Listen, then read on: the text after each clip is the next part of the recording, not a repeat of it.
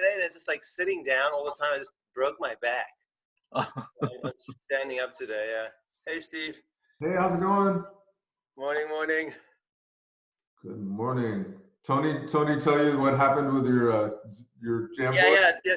You know, Tony's like, did you hear from Steve? I'm like, what? He goes, there's an accident. I'm like, oh no, Tony's leaving Walt and Wolf or what? You know?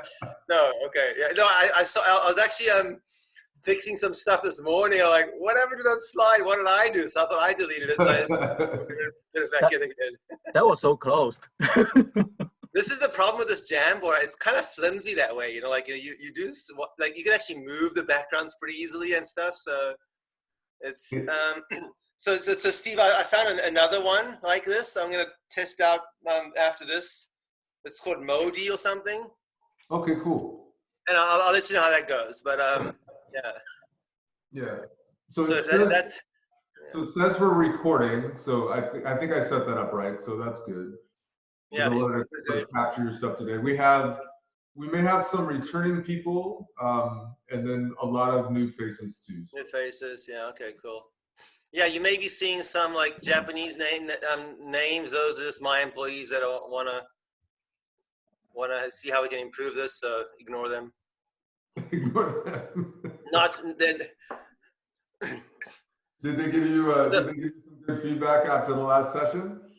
Yeah, they were like, actually, the biggest feedback was quite funny. They said, you know, the Americans are way more active and positive than Japanese. So good for you guys. That's good. They were like, everybody's smiling, everybody's having a good time. This is great. So. How you doing, Brad? Hey, how's it going? It's going good. Yeah. So yesterday I was in my house and it was just brutal because I was sitting down the entire day, like doing the Zoom meeting thing, but. It actually makes you realize people are doing a lot of work around you without you knowing it, which is that was quite good, I guess. On my Tuesdays I do a lot of one-on-ones, and I've been doing those kind of by phone, so I can walk around a lot, which is great. Yeah. But today was very in front of a screen day, so I was like, I've been in this chair a lot. Yeah. All right. So the Bills and the Jameses of the world can see if we've actually improved the training since last time. Yes. Give you some critiques.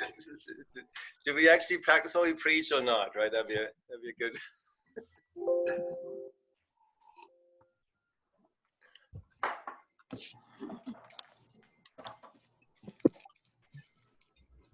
All right. Let's see. Okay.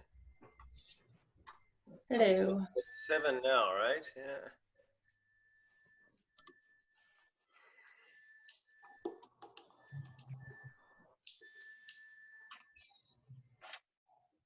Okay. All right. Got a bunch of people. Okay. So I don't know, Steve, are we pretty much ready to go or No, it's straight up 3 o'clock. We're ready to go. Right, ready to go, right? Okay. All right. So good afternoon and good morning and wherever else you are. So this is lean training or basically training on how can I be more effective at running my little Kaizen events, right? So that's the theme here. So for many of you guys, we have this Jamboard up. I'm not sure if you've actually used it before, so we're gonna just give it a test.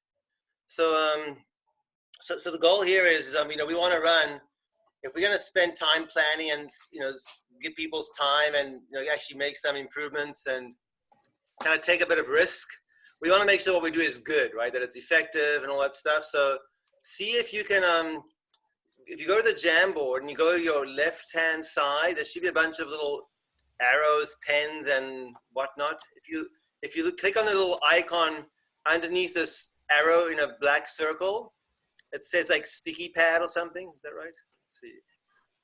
Sticky note, sorry, sticky note. So click on it, yeah, there you go, and just start slapping it up there and see if you can maybe just write down what is your definition of what a good Kaizen event is. Just throw it up there. You want to share your screen, Brad? I'm not sharing it. Oh, I'm sorry. Not yet. Let me share my screen. So I will share my Jamboard with you guys, I guess. Is that probably the best one? How's that? Well, last week we didn't share your screen, Brad. We just Oh, you know what? Yeah, you know what we didn't do is we didn't record. That was the big problem last week. I was looking over the improvements. So, you want me to record this, Steve, or I'm recording it right now. You are? Okay, good, good, good. So, can you guys all see like different stickies coming up? Yes. Yes. Okay, so then you're good. Yeah. So then there's no need to share as long as you can see that. That's good. Yeah. And then what you will realize is if you click on the background, all the stickies disappear and you got to wait a few seconds before they reappear, and that's a pain. So try not to click on the background all the time. We'll try and get maybe a better version of this, but at least that's yeah, good job. So at least that's how, yeah, good, good, good. Very productive input. All right. Yeah, so yeah, okay. Very Walters and Wolfish, I would say. You know, kind of, let's get together, guys. Yeah. That's funny. Yeah, very nice. Okay, yeah, results that can be applied. Very cool. Okay, so so we're gonna try and use this a lot today. I know it's gonna be boring if you just listen to me give a 2-hour-long speech, and I promise we'll take a break at like 4 o'clock. So try and hold yourself until then. We'll take a quick bio break, and then we'll get back into things. Okay, so let's go to page number 2, and in this case, you have to move the page yourself. If you go to the top part of the screen in the middle, there's like little arrows there. Click on it. And hopefully you guys are all there. Yeah, good. Are we all right? Okay, cool, cool, cool. All right. So for those of you that maybe don't know me, I was actually with Walt and Wolf. I was one of your lean consultants. I don't know if you guys still have that little lean journey board there. Those kind of karate suit. Actually, that inspired me to take karate. I was like, if there's a karate suit, I need to be the lean sensei. So I started taking karate since I joined Walt and Wolf. And anyways, but yeah, I was kind of your coach to kind of get this going. And my main thing is to keep it real, keep it fun, don't make it boring, don't make it academic type thing. So all the stuff that I'll say right now is you need to say to yourself, does it apply to me? Like, just don't take it as the gospel truth yet. Just, think about it a bit. And if you got a question, those questions will be legitimate, right? It's not going to be, this is the way it has to be type thing. But whenever whenever I go into a company and whenever I have to design like an improvement program for them, I normally think about these 7 areas. And so I want to go through them real quick with you guys. And this will be like the biggest speech part of the day. The rest will be more interactive. So just kind of bear with me for 10 minutes and we'll get through this, right? So number 1 is if you're leading the improvement, right? So this is based on you. If you are a jerk or if you are a person that no one trusts, if you're lying, whatever, you're not going to be effective, right? No one's going to want to follow you. No one's going to want to deal with you. So that's the opposite. Now, if you are trustworthy, if you're coming to work on time, if you do good quality, then you are now going to be able to lead this Kaizen much more effectively than if you weren't, right? So if I'm a brand new guy coming in, no one knows me, no one knows what kind of work I do, it's going to be hard for me to be the leader, right? So so if you think of anything that maybe would be a good way to build trust, you could start slapping it up there if you want in that section. Brad, can you? I'll tell. Can you Go ahead, sorry. Can you share your screen, please? Because if you're not sharing the screen, it's not going to be on the recording. So. Oh, really? Okay. Let's see. Okay.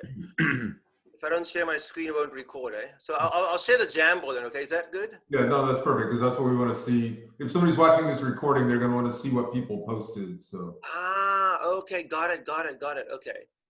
So you guys can see my Jamboard now? Yep. Can you see like only the Jamboard, or can you see like 2 or 3 screens? We can do both. If we click on your your head on your camera, we only see you as a whole. We can still have both screens. Okay, wonderful. Okay, good. So thanks, Steve. All right, so I think we're good now. So what I tell my guys, right? So we have 4 things, and I took these 4 things from watching bad lean consultants or bad lean managers. And number 1 was what you need is humility. Humility just means I'm assuming that Travis is smarter than me and he'll have better ideas than me because he knows his job better than I do. That's obvious, right? But if you don't have that assumption, I'll say, hey, Travis, here's how you should do your job. And that's going to be wrong. So I would rather be humble and say, okay, here's how we want to think. Here's a boneheaded idea, Travis, make it better. So, and if you're arrogant, people will reject you right away. Oh, you don't know what you're talking about, get out of here, right? So, and even if you think you know what you're talking about, if a guy thinks you don't know what you're talking about, you still lose. So it's from their point of view, right? So be humble, and the best way you can be humble, the easiest trick is find out something that the other guy can do that you can't. So you go, oh, cool. So I'll talk about Bill. So Bill can ride a bike faster than me. Oh, cool. Wow. You know, so that kind of thing, right? Yeah, exactly. I like the bike there. Yeah. So as soon as I go, wow, I become humble. So it's kind of a nice thing to do, right? You try and find the wow in the coworkers around you. It makes you humble naturally. And then that way you can be a good humble leader, right? And the next one is you want to have, we say integrity, but maybe that, yeah, it's kind of a big word, but it really means don't betray trust, right? So if like Tony says to me, listen, man, I got a secret to tell you, then I don't go and say, hey, guess what, Steve, what Tony did. No, just keep that a secret, right? So keep secrets. Don't say one thing to Nick and something else to another guy. That's not good. You want to try and keep your, honesty is the best policy kind of thing. So this integrity idea is really important. If people think that you're going to cheat them or you're going to betray them, you're out, right? And then the next one is presence. Yeah. Presence means, so let's just say I was a wonderful, awesome leader, but I talk to you like this. You can't hear me, right? It's not, I'm not giving good presence, right? So, hey guys, how's it going? Hey, let's go, big smile, that kind of thing. If you need to have presence, right? So that's the presence idea. And then the last thing we need is what I call playfulness. Playfulness is you want to find a joke in somewhere, you want to make it fun, and it's you want to have people to enjoy themselves. And then the funny thing with this is all of us in this entire group, including myself, we're missing one. And you got to know which one you're missing, right? So I'll tell you, for me initially, when I first started this, when I was like 25, my biggest one was maybe presence. Kind of felt nervous going into a new company, meeting all these people. And so the way I got around it was I just go into the bathroom, pray, and then I just get out there and, hey guys, how's it going? Try and shake as many hands as I could. I didn't enjoy it, but that got me over the presence hump, right? So you got to just know what you're missing and then just try and come up with a backup plan. So if you're missing, let's say, playfulness, that's kind of a hard one to get around, but you can always find the joker of the team and say the joke of the day. And I remember when we did events at Laverne, we had Larry, the joker, that had to come up with a clean joke of the day before we started the Kaizen, which helped, right? So that kind of idea. Try and find the joke in the situation. Yeah, so that's number one, right? So I think just think about that. You're going to be missing one. So if you're missing it, don't beat yourself up. Just find a person that has it, or somehow overcome it. And I have to be honest here. Like for me, the hard one right now. So when I was younger, I was 25. I was presence. Now it's integrity. Can you believe that? I hate that. I find myself being tempted to say the wrong things to the right guys, and it's just, I hate myself for doing that, but that's what I have to struggle with. So now I try and come up with ways to overcome that. So anyways, just be honest with yourself on that one, and then we'll move forward, right? Okay, and then number two, this is probably the easiest thing to do, but this is we have to agree what is good and what is bad in our business, right? In our little work area. So the easiest thing to agree on is what is bad, right? So the customers aren't happy, or safety is violated, or you're wasting time, or made mistakes, blah, blah, blah. So in Walt and Wolf, normally bad is the waste, right? Our 8 wastes, that's pretty much bad. So, but so what does bad mean? Let's say if if you're drafting, what does a waste of over processing mean, or what does a waste of motion mean? It's kind of a little fuzzy. So we just want to agree, what does bad mean, right? So if you're managing a project, what does bad mean for me? And the more that's clear, the easier it is for us to say, hey, I think we got a problem here, right? So let's say, I don't know, Tony, if you're still programming stuff, like, what does bad mean in programming, right? So that's kind of thing. It's if you can define it clearer, then it's easier for a guy to say, hey, I think I found a waste here. I think I found a problem here, right? So just so you know, one of the problems that we have in Walt and Wolf is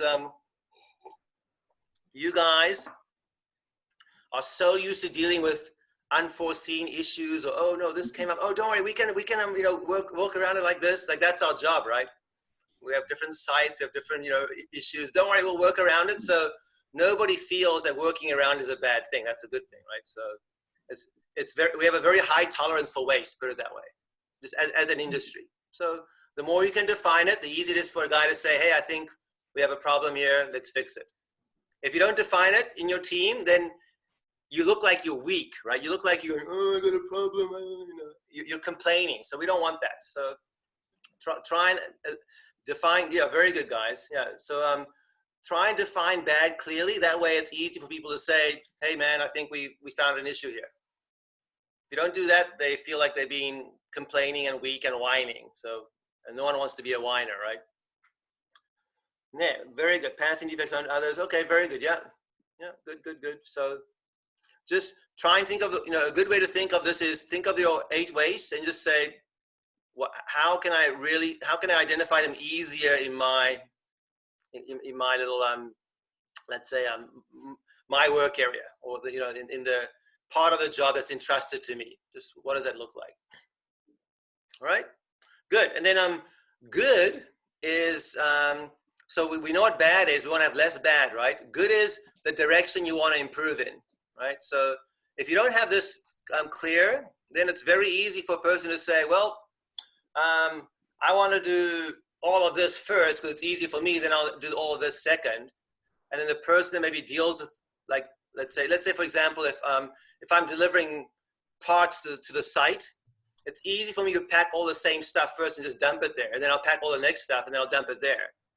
But that actually, so it's easier for me. It's less waste for me, right? Less motion, less transportation, less processing maybe even. But it's more work for the guys on the site then, right? So that happens a lot if you don't define what is good.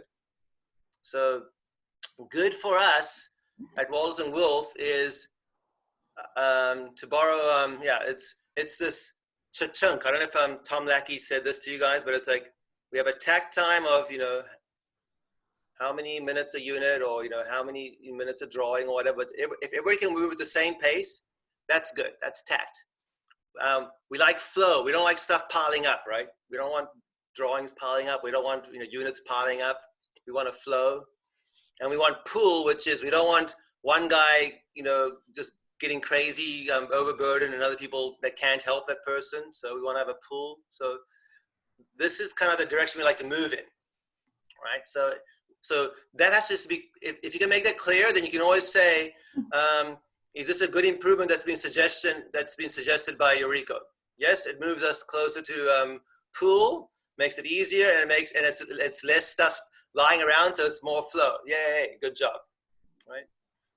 And don't take my word for it yet, but just think about this. But if you go closer to flow and closer to pool, you will never ever hurt another department, right? So that's kind of a nice way to think. We don't want to make an improvement for ourselves and screw the other guys after us. That's not what we want to do. So yeah, safer is good. Right? And oftentimes good will mean you will have to do more work to help the people after you, right? So many times going in the direction of good means it's a little bit of a pain for me, so I don't like it, but it's a huge gain for everybody else. So that's life. Yeah? So it's if you can recognize those things, that's huge. And I think, that's kind of I think Walt and Wolf is maybe better at that than most companies. You guys are much more of a team than other companies. But Yeah, very good. Yeah, very, very good. Okay, good. So you guys are doing the good part very well. And then now the big question is, what the heck is going on, right? It's we often will, so we know what bad is, we know what good is, but then, well, what's going on right now? And you maybe have it where different people do it different ways. It's, what is the truth, right? We use this word because it's like no one really knows what the truth is. Like I may know what happened 1 week ago. Steve just talked to the customer yesterday. So when we discuss a certain project, we'll have different versions of the truth. So there's going to be a chance where we may have some conflict, right? So we want to try and make the truth very visible. So yeah, how would you get the truth? Yeah, go to the Gemba. That's good. Yeah, clarity. So normally I like to say, if you're doing a Kaizen event, there's like at least 3 ways you should get to the truth. One is there, like, how we map out the process sometimes? I think that's great, right? Just we all map the process together. We all can see the same issue together. We go, yeah, that's right, that's wrong. No, we do it differently. So that's a great way of finding the truth.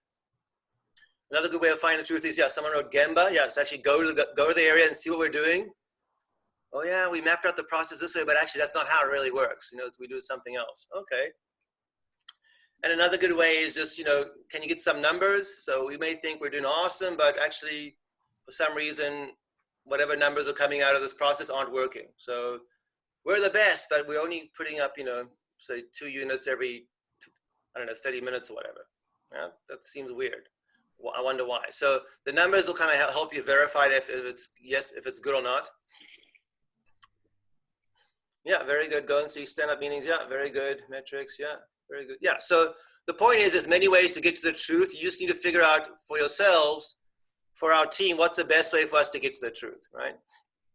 And honestly speaking, if you are a sort of humble, sort of integral person with a funny guy on your team, and you guys have defined bad and good, and you all kind of got the truth, we're not worried about you. You're going to be fine. You're going to do something good and good for you, right? So it's getting to the truth is normally the hardest part, and it's only the most frustrating part. But if you think like numbers, process map, and go to Gemba, you're not going to be far off.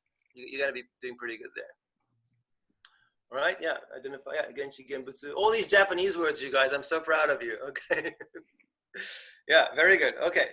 And then how do you improve, right? So this is, so at least in Walt and Wolf, we do use the Kaizen event style, right? So we like bringing a team together, go at it hard for maybe a few days or something, which I think is great. I think that's one of the least wasteful methods of doing it. But you can do it other ways as well, right? So there's many ways of doing it. And today I want to discuss the number 5 part more, right? So how do we go about doing a nice event that's efficient, doesn't take too much stress for you guys leading it? Yeah, PDCA. Okay, yeah, very good, yeah.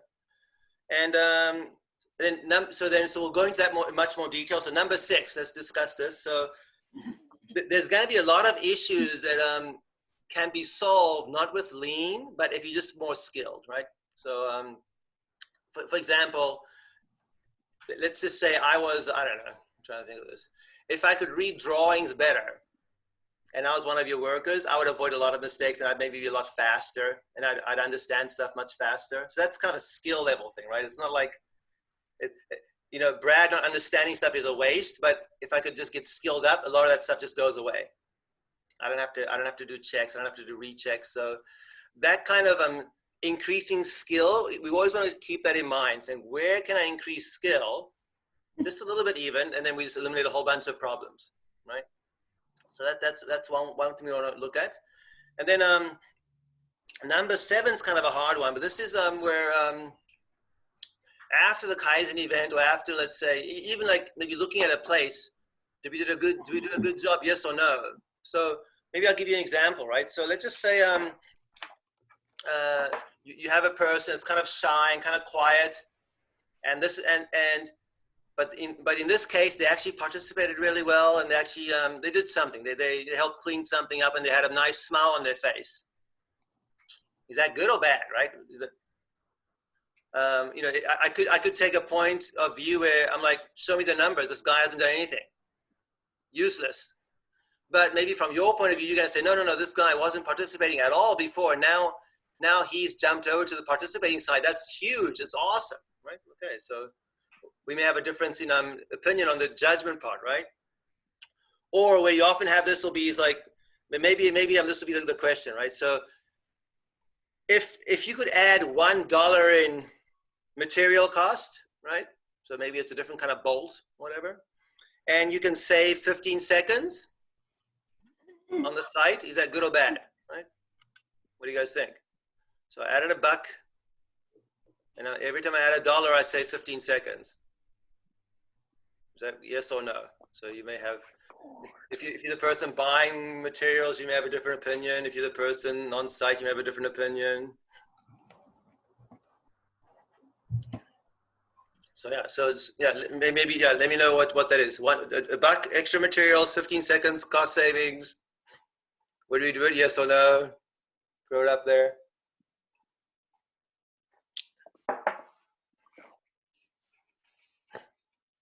No stickies on the dollar? Who would take the $1 extra material cost? I think I would. Okay, anyways, let's keep going. So now that's enough for my speech. So yeah, yay. So, okay, someone agreed with me. Good. All right. But so actually, so this is cool. So every time you design improvement, like just think of these 7, just try and plug them in and just say, you know, how will I deal with each issue? And honestly, this has worked for me my entire life, everywhere, in mining, in like insurance, in like everything. So I've yet to come up with a place that doesn't work. So hopefully this will be useful to you guys. Okay. So we try and keep it as simple as possible. Always the same thing all the time. So we don't, you know, get too fancy. All right. So let's go to the next slide. So this is the word waste. I wanted to go through this. And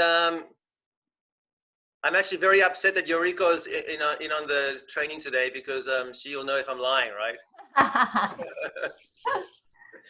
So that's why I'm on mute. That's why you're on mute. Yeah, please control your urge to tell me. Actually, I give you permission to say no, you're lying, right? You can put a lie sticky on. So you know, oftentimes when we look for waste, we have the motion, the overproduction, the transportation, and things can kind of become a little minute, little detailed waste type thing. And so I thought I'd go over this waste word with you in Japanese. And so the word for waste in Japanese is muda. And mu means nothing, so there's nothing there. And da means money.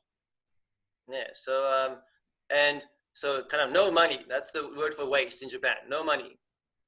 So what does this mean? So the word da is, it's kind of hard to see, but do you see that it's made from 2 characters? You got like the left half and the right half. And the left half is actually a picture of a horse, right? You can see its 4 legs and it's a bunch of hair at the back. So it's kind of facing left, okay? And then the thing on the right means like thick or kind of strong idea. So it's a strong pack horse is money. And so the way it used to work is you would have a horse, and let's just say I'm in Travis's village, and Travis goes, "Hey Brad, take this cup to Tony's village." I go, "No problem, Travis. I'll put it on my nice strong pack horse. Give me some money.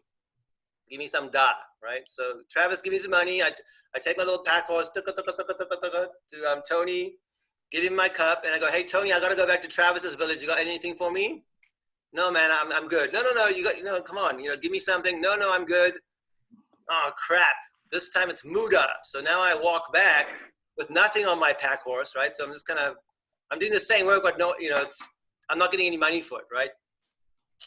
And so if you think of your work like this, I think you'll find a lot more waste. So you're doing stuff that no one wants to thank you for. It's just kind of stupid, why are we doing this again? Like that's kind of the spirit of muda, right? The waste. So it's kind of spinning your wheels kind of idea. Does that make sense? Like that's what we want to get rid of, really. It's not like little motion stuff like, you took 2 steps. That's not really the point. It's more just, okay, so Yoriko, was I lying? Is that good? We're happy? Okay, she's happy. Great. Okay, let's move to the next one, okay? So So what I thought I'd do is, I know we use 8 wastes, but originally there was 7, and I want to get you guys to think of where these 7 come from. It'll help you a lot with how you look at waste. So number one means it comes from what we call industrial engineering. Industrial engineering is basically saying we're only going to look at things. Let's just say here's my iPhone, and I'm going to maybe paint it. I don't worry about my emotional state of being. I don't worry about, you know, how valuable this iPhone brand is. Who cares? All I think about is painting. So it's industrial engineering, right? And industrial engineering, if you are a thing, so if you're a phone, only 4 things can happen to you. So I want you guys to kind of, you know, maybe write this down with stickies. So number 1 is you can be processed, right? So I can paint you. So that's processing. So that's 1 sticky, okay? The other sticky is I could do nothing to you. You're just kind of hanging around doing nothing, just lying around. That's lying around basically, right? So you're just sedentary or what, just lying around. Number 3, if you're a thing, what I can do is I can inspect you. Yep, it was painted properly. Good job, you know. Oh, no, we have a little piece of dirt here. And then number 4, you could be moved around. So transportation, right? That's, or conveyance they call it, but that's, so if you're a thing, that's all that can happen to you. Either you're being worked on, you're kind of hanging around doing nothing, you're being inspected, or you're being moved around. That's it, right? So if you're a thing, that's your life. So very good. And then if you're a person, what can you do? So if you're a person, so let's pretend I'm the painter of the iPhone here, right? If you're a person, I can actually do real work, which is I can paint, right? Or I can do preparatory work, which is, where's my paint? Okay, let me get that. Okay, here we are. Here's my coffee. Great. That's preparation work. Or I can just go, hey man, I got no iPhones. I got nothing to paint. I'm going to hang around. I'm waiting, right? So either you can do real work, you can do prep work, or you can wait. So as a person, and again, we're not concerned about your skill level, your emotional well-being, whatever. We don't care about that at all. Just what are you doing with your hands and legs, right? So yeah, so if you so let's just move this stuff around. If you go, there's prep work, there's waiting, there's actual work, right? So from a people point of view, from prep work we get the waste of, what do you think? This is the waste of motion, right? Where's my stuff? Where's my stuff? That's motion waste. We get that from waiting. Yeah, we have a waiting sticky there, nice pink waiting sticky. So that's from waiting. We get waiting, and from actual work we get you can do actual work, but you get overproduce. So overproduction comes from actual work, right? And then if you look at things, you got processing. So from processing we get what? We can get over processing basically. We have this processing waste, right? So this is I don't know. I'm making a report for Steve and he just wants to know one thing, but I give him a 5-page thing. That's over processing. That doesn't need that. I worked really hard, no one cares, right? From transportation, we get transportation, yeah, very good. Or someone wrote down, from the waiting around or hanging around, sorry, lying around, I should say, we get inventory, right? So inventory waste, so that's work in process, whatever, fixed cost, finished goods, raw material stuff, yeah. And then from inspection, we get what kind of waste? Yeah, defects, very good, yeah. So that's it. So that's where these 7 come from, right? It's purely an industrial engineering point of view. So, which is why we feel like, hey, we're missing something about the people, you know, they aren't feeling, you know, talented or whatever. You're right, because it doesn't care about that at all, right? So if we want to think of unused, you know, genius or employee genius, that'll be maybe a different category, right? We should think there'd be probably a lot more waste there. Unused employee genius, employees not motivated, like, you know, employees maybe not willing to skill up, like, so this is just purely an industrial engineering point of view. So maybe we can think of other different points of view, right? So maybe like, you know, using your potential point of view. What does that look like? Are you motivated? Are you studying? Are you rotating around? Like, that kind of stuff. So the 7 wastes are still, they're very, very limited, let's say, in scope, right? So it'd be kind of good for us to, try and define this more. The more of this you can define, the easier it is for people to say, yep, here's a problem, let's try and fix it. And just so you know, most people in the world, in the lean world, don't know why we have 7 wastes or 8 wastes. We think it's a lucky number, it's not. But that's the reason why, right? It's the industrial engineering point of view. Okay, and then so now let's go to, this is, I have these numbers, number 5, this is the next slide. So slide number 5, yeah. 5 just means how do you do Kaizen, right? How do you fix stuff? How do you make things better? So we want to go through this, and I want you to just, write down, just from experience, what are some issues or some problems you've had in the past that maybe didn't allow you to get some proper results, or it was just a major pain for you just running the show, right? Just, I had to be the guy to motivating people, they're all kind of sitting around with their arms crossed. I don't know. I had 5 guys trying to control the entire conversation. I couldn't talk over them. Just kind of, just write down a few stickies of what you've run into in the past, and hopefully we can try and address these today, right? So how can we make things better for you? I want to make this real. So just give me some typical issues. Yeah, there you go. No participation. Oh, no. Oh. People not engaged. No interesting topic. This doesn't sound very Walt and Wolfish, but okay. Yeah, and this is what happens when you move the background, right? It's a major pain. Sorry, guys. Jamboard problems. Okay, there we go. Yeah. Cannot get answers to move forward. Yeah, okay, very good, yeah.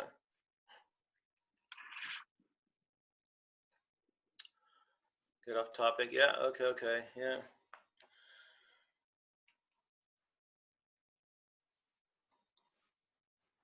Okay, yeah, not engaged. Yeah, so it's tough if people aren't engaged and you try to be the cheerleader there, and it's not your thing to be the cheerleader. It's a real pain, right? So that I agree with that. Yeah. So maybe one way we want to think about this. So most people are having more pain running the show than getting results, which is actually quite normal, by the way, just so you know. Most people, you're going to get results if you define good, you define bad, and you know what the truth is. You're going to be fine there, but it's a pain to get people, let's all doing this together, right? So yeah, very good. So tardiness. Okay, so a couple of good tricks that we can maybe do here. So let's go to the next slide. Slow progress. Okay, yeah. Wow, so many running the show pains. Okay, this is good. So let's see. Let's go to the next slide, which is slide number 6. So a lot of these pains that we had was if I look back, as people not participating, no interest. Yeah. So put it this way, right? So maybe there's some things that are a pain for you that other people just kind of find it easy to do. So like maybe being the time control guy, or being the happy person. Hey guys, let's go. Or being like the note taker. There's many different things that you have to do well to run the show well, which are a pain, which hopefully you can get other people to do for you, right? So one of the things we don't want to do is we don't want to have anybody that's unemployed in these Kaizen events, right? So if I've got 5 people, I don't want to have me being the only leader and then 4 participants. It's like, no, I'll be the leader, you'll be the timekeeper, you'll be the note taker, you'll be the sticky pad writer, you'll be the sticky pad sticker upper, whatever, right? Just give people a job. So that's one thing. Yeah, there you go. So yeah, note taking is a pain.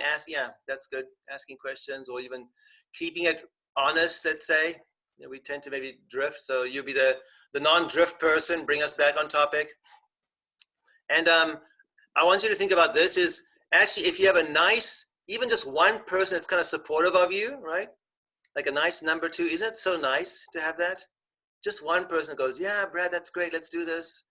Yeah, guys, come on, let's do this. It's so nice. It's such a difference. So hopefully you have that person. And if you don't, maybe you have a potential number two.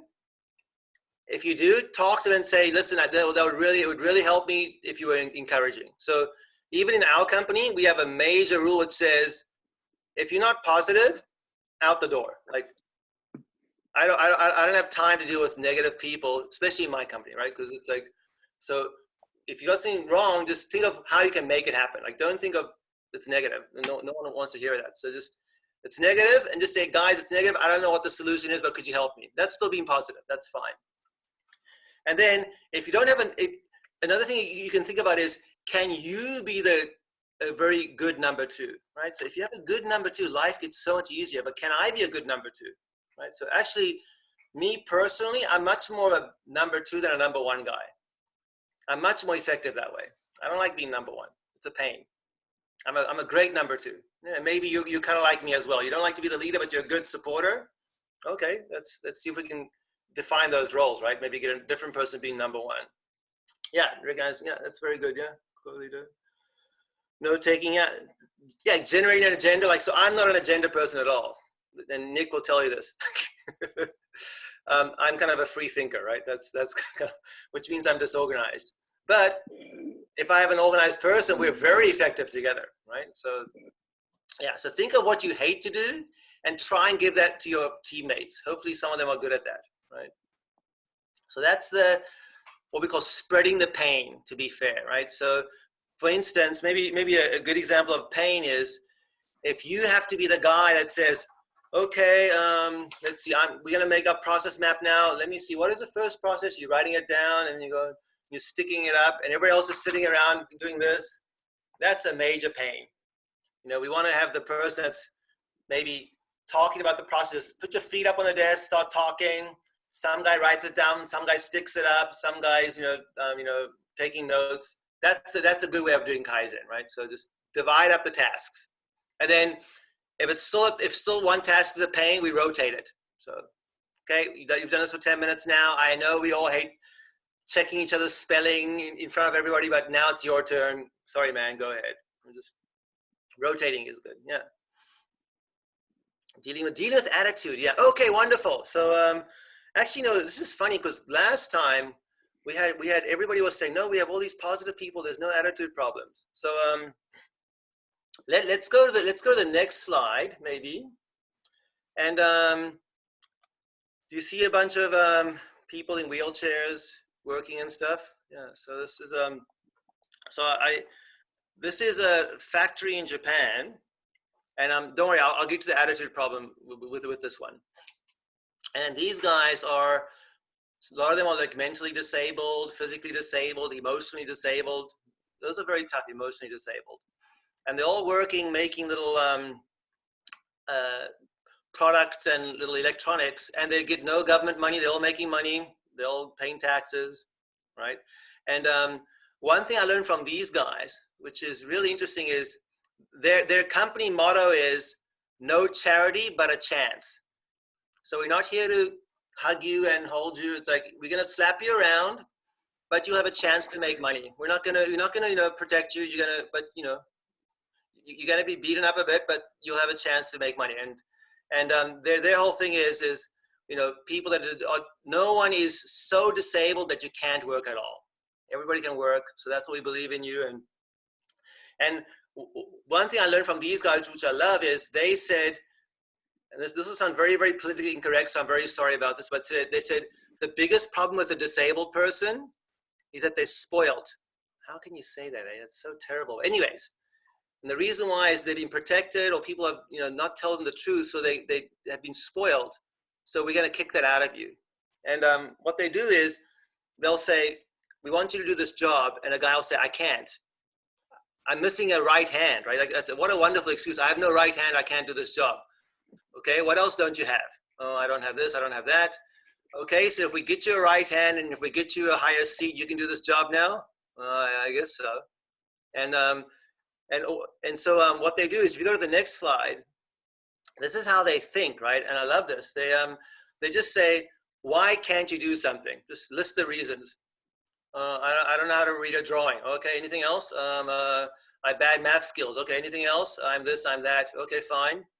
Anything else? Okay, so if you have all this, you can do it. I guess so.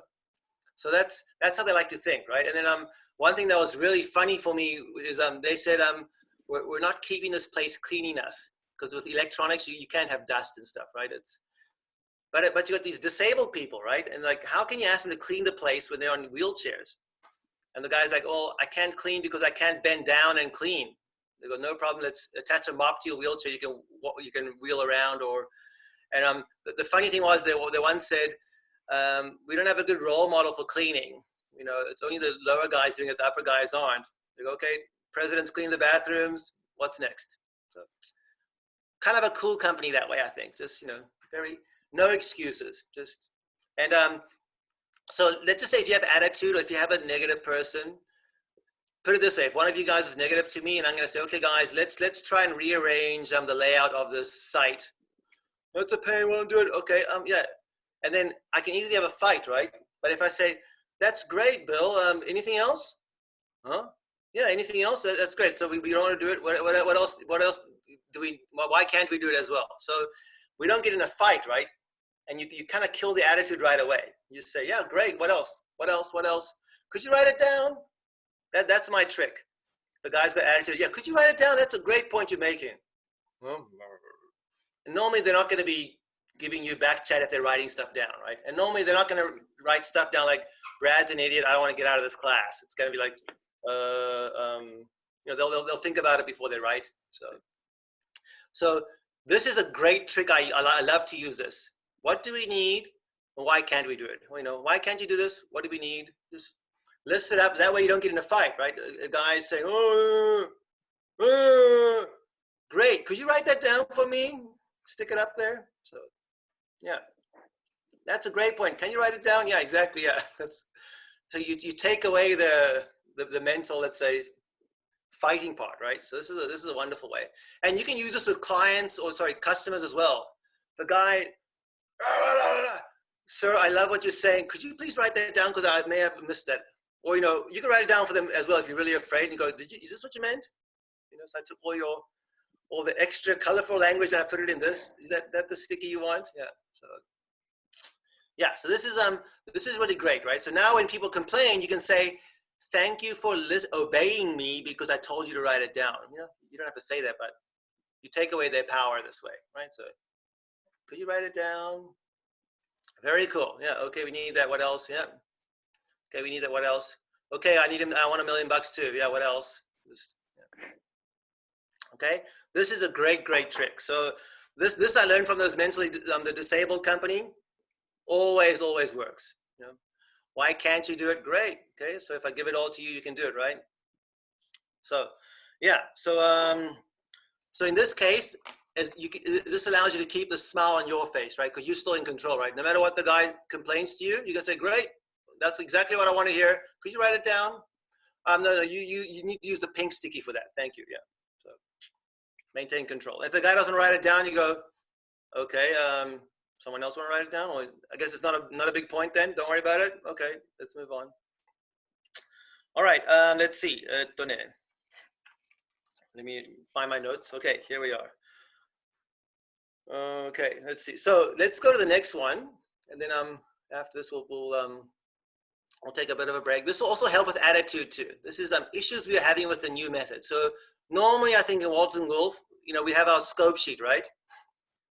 And we may not, you know, write it down as correctly as we want to, but I think we normally at least have some sort of a scope, which is here's an issue, here's what we want to have. And a lot of times the result we want to have is a new way of doing things, right? Like a new standard. I think that's very typical of us. And what will often happen is you'll make a new standard and you'll then start getting complaints, or you'll get people not following the standard, and then it's just frustrating and you're like, why did I spend all this time, right? So a good way to fix that is you just have like either like a flip chart, or maybe it's a Excel sheet somewhere, or you know, normally flip charts are better. Something physical is better in my opinion. I know it's tough now in this Corona age, but maybe a Jamboard. But after we make a new standard, like, so here's a new way we're going to be, I don't know, delivering stuff to the site. Here's a new way we're going to be marking stuff off. Here's a new way we're going to be drawing stuff. We're going to say, listen, listen, guys, you know, we just did a week of a Kaizen event on this. We think this is the right thing, but we really don't know. You know, we're kind of humble about that. So if you have a problem with the new method, just write it down. You know, we want to get these issues as early as possible. And that way, so now we're working, and then let's just say, you know, Steve comes to me, Brad, this new method doesn't work. Attacking me. So bad attitude, right? Major bad attitude, attacking me. Thanks, Steve. Yeah, could you put that on that board over there? Because that's what we have the board for. Yeah, that'd be great. Thanks. You know, so, if you have this and you let people, it allows people to blow off some steam. And this way also, if we don't get in a fight, right? It's like, you know, great. This never works. And it help. Then you can, what you can say is, okay, what never works again? Well, whenever we have, you know, 3 trucks coming in, there's not enough room for this stuff. Okay, great. So we didn't know that. That's wonderful. So write that down, and we'll fix it. You know, we'll have a meeting about that. So a lot of times a guy will be frustrated for maybe the right reasons, and many people, more so in the construction industry than maybe let's say the hospitality industry, have a problem maybe expressing themselves in a nice manner. But you can then talk to them, and then so they're right, but they are saying it in a bad way. So they're a bad communicator, but they're correct. And if you just talk with them, you can probably get that correctness out of them, right? So we want to have a sheet like this, or any kind of board that says, what are the problems with the new method, right? So we don't force you to obey it, we force you to think about it, right? So if you don't like it, it doesn't give you license to do it your way. You got to write down what doesn't work, and then if we have a discussion, maybe what you thought wasn't working wasn't a big deal, or maybe it was a big deal that we just didn't know about. So, but this works like a charm too, I think, right? So always have a little sheet saying, what's wrong with my new method? And then when people complain, thanks, man, could you put it up there? Major attitude killer, yeah. So, yeah, so let's just see. I don't know if there's any kind of fun complaints you've had before after a Kaizen event. Do we have any fun ones? Humor time? This makes no sense. Implementing during busy time. Yeah, there you go. Yeah. PDCA request. Okay, this is yeah. Okay, someone says, okay, we have a issue and we want to do a PDCA on it. Is that what it is? Okay. Yeah, I think a lot of times what we do is after the event is we set up a scheduled time to meet again and see what's been happening with the process. So yeah, a lot of the things are in the office and they're all computer related, and you know, so we're kind of having to go solicit input from people and see how it goes. So that's the piece. Yeah. That's good. Yeah, I mean, the thing is, yeah, it's, you know, it's actually really good if we get a complaint right away early, right? Because if you let it fester, then, you know, who knows? This could be a major issue. So we're actually very happy. I mean, I told you about the attitude part. That's like the negative people. There's many positive people in the world that actually also have a legitimate problem, and just now they have a place they can fix it. So I often will even say, if it's office, just have a piece of paper next to you, and if you find anything you don't like, just write it down and let's discuss. But that could be huge, right? We're actually very happy about it. So early detection, early solution, right? That's kind of like our Kaizen mantra. You know, we like doing that stuff. So yeah, and it could be training. Yeah, it could be misunderstanding the instructions. Absolutely, right? So all this stuff is great to come up early. The earlier the better, right? So these are, I think, wonderful little elements to have in your Kaizen, right? So, you know, could you write it down? Could you just really do this? It comes from all this humbleness part, right? If you're humble, saying we're probably not correct anyways, so let's, you know, let's find out the truth here. So yeah, there you go. Storing files in wrong location. Okay, very good. Yeah, I love that. Whoever did the storing files in the wrong location, flipped it. I love you. That's the humor we love to see. Okay, so let's that must have been Watts. I was going to say Larson. That has Watts written all over it. All right. Okay, so let's just do one more thing here, and then we'll move on to something different. But it's oftentimes what will happen is when you have these issues with new stuff coming up, You'll have to ask why a few times to get to the real issue. So let's just go through this, and then we'll take a bit of a break, right? So it should be slide 10 now. It's like 5 whys, right? So we'll take this issue of Brad made a mistake on maybe storing the files in the wrong location, right? That's the issue, right? So, and by the way, I don't know if most of you probably don't know why it's the 5 whys. You know why it's 5 whys? 5 fingers or something? No. So what it was in the olden days, let's just see, actually, after the, so I'll make this very short, okay? After the war, World War II this is, Japan was like under tight control by the US. So we had like, you know, 0 freedom, 0, all these things. And we were told we had to do certain improvements to industry. And then, so all these different management, you know, techniques came from the US. And one was the 5W1H. I think you know what this is, right? So it's like who, what, why, when, where, when, and how. You know, everything should have those 5 W's and 1 H attached to it. And so, well, one of the guys from, so some of you guys maybe know this guy, Taiichi Ohno. He's the guy that kind of started this whole Toyota production system, which is where we get lean from, which is where we get the 7 ways from as well. All this stuff comes from Toyota mainly. And one of his underlings went to this 5W1H training. And then after you get the training done in a very typical Japanese company, you go to your boss who's sitting down and you're standing up and you go, hey boss, I just learned a bunch of stuff from 5W1H training, and you know, I think this is good. And then so the comment that Taiichi Ohno gave him was, he goes, yeah, you know, this whole like, even like why, like, you got to ask it like 5 times before you get to the real reason, right? It's like, it was just a very passing comment like that, which is where you get the 5 whys from. Like, that's it. There's nothing special about it. And I just say, thank God he didn't say, you know, you got to ask why 10 times, right? Because then we'd have the 10 whys. That would be a major pain. Or 1,000,000 times. You know, you got to ask why 1,000,000 times. So anyways, the number 5 has 0 significance. It's not at all important, right? That's a point. So what is important, right? So so let's just say, for example, let's just take this example of Brad made a mistake on storing the folders in the wrong place. So what would your first why be? Just kind of stick up a couple of whys here. How would we do this? Yeah. Where? Okay, I don't know. He stored it in the wrong place, whatever that is. But why did Brad make the mistake? Yeah. So okay, let's start there. Why did Brad make the mistake? Brad's an idiot. Brad didn't get educated. Brad couldn't read English. Brad wasn't listening. Yeah. Yeah. Yeah. Who's Brad? So, how do you think Brad feels right now? You guys are doing the 5 whys on me. You think I did? Yeah.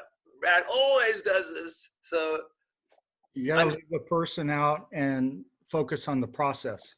Very good. Yeah, exactly. Yeah. So the problem with this is, so I asked the question the wrong way, right? So if you're smart, that you figured this out already. You put the word Brad in the front, and you guys just focused on what an idiot I was. And it was tough for me, right? So what we want to do is, let's go to the next slide. And so it says, you know, so this is slide number 11 now, right? So it says, let's get a systemic cause. What this means is Brad made a mistake with the files, and maybe it's like, darn it, not that guy again. It's always him. So it looks like a people issue like crazy. It's this idiot again. But at least in Lean or Kaizen, we want to always think it has to be a systemic issue. So Brad made a mistake, we assume, because it was easy to make a mistake. So does that make sense?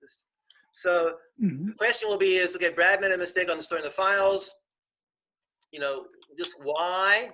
And how do you think I still feel? Do you think I still feel great about making a mistake on the files, and then you guys 5 whying me? No?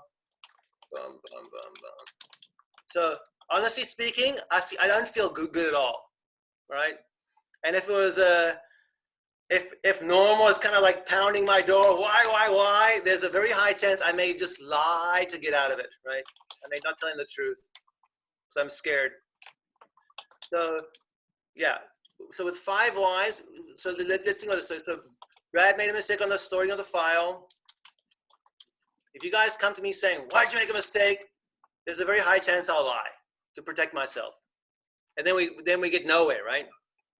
So the first thing to remember with the 5 whys is if there is a defect, or there's a mistake, or some problem happened, it always will feel like a personal attack no matter what. So how can I make that nice? How can I do that as nicely as possible, right? Hey, Jose, man, I love you, man, but and don't worry, I've made more mistakes than you have in the past too, but try and step away from this and let's try and get to the real cause. Not you, it's probably the situation, so let's work with me. Well, maybe now you have a higher chance of getting the truth, right? So we want to be nice about it at first, and then the goal is to get to systemic cause. So Brad made a mistake with the storage of files. Why? Maybe he wasn't part of the discussion. He didn't know about this. Okay. Should it be visual? I don't know. Should the folder structure make more sense? I don't know. But we want to try and get to the systemic cause, right? So Brad, I don't know. And it could be anything. Brad made a mistake reading the drawing. Why is that? Writing was too small. Oh, okay. Does everybody else have the same problem? Yeah, I have to use a magnifying glass. Okay, make it an A3 size, or make it a 11 by 17 size, whatever, right? Just that kind of idea. Does that make sense? So yeah, why did the process that happen? Yeah, very good. Make it hard to make a mistake. Yeah. So the point of 5 whys is I would say 2 things. Number 1, even if it looks like a people issue, pretend it's not. You have to, once you say it's like, let's use this to nail a guy to the floor. People are smart enough; they'll sense danger and they'll lie like crazy to you, and you get nowhere. So you got to try and say, I'm trying to get to a systemic cause. We'll be nice about it. And the goal is to get to a systemic cause. So it was hard because it wasn't visual. It was hard because the folders weren't, I guess, labeled correctly or something, or doesn't know how to use a computer. I don't know. Just, that makes sense. Maybe doesn't know how to use a computer is probably a bad thing, but yeah, it's systemic cause is the key here. And many companies don't do a good job with 5 whys because it kind of tends to look like the 5 whos, or it becomes a Brad didn't do the job wrong. Why? He wasn't trained. Now you're trained. Whack whack. We don't want that. Okay. So why don't we take a bit of a break? Take a 5-minute break in case you need to go to the washroom or get some water or coffee or something, and then we'll continue like in 5 minutes. And I don't need to go, so if you have questions, I'll be happy to answer them for the 5 minutes. But yeah, just go if you have to. Let's make Brad happy. Oh, I'm feeling the love like crazy here. This is great. Yeah. All right. So take a bit of a break. Yeah. Go ahead. See you guys later.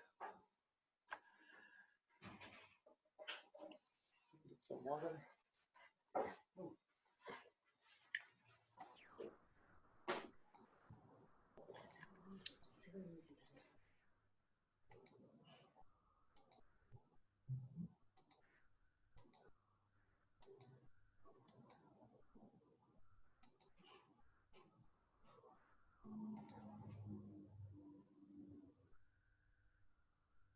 Hey, Brad, last week the training kind of went like an hour and a half, and there was a little discrepancy in expectation on if it was an hour and a half or a 2-hour thing. Yeah. Do you think it's going to go the full? Did you add some stuff at the end, or are we going to kind of fill the void with like a question and answer period like we did last time? Yeah. So I think we'll try and go for like at least an hour and a half for me, like just going through the slides and stuff. And then we'll have like kind of Q&A type stuff afterwards. So, but the plan is still 2 hours. And again, if we're in 10 minutes early, I think we're all very happy about that, right? So, yeah, cool. But yeah, but I mean, I'm available for I'll make myself available. So if you guys have extra issues or stuff to talk about, absolutely, I'm available. Yeah. Appreciate it. Yeah, you bet.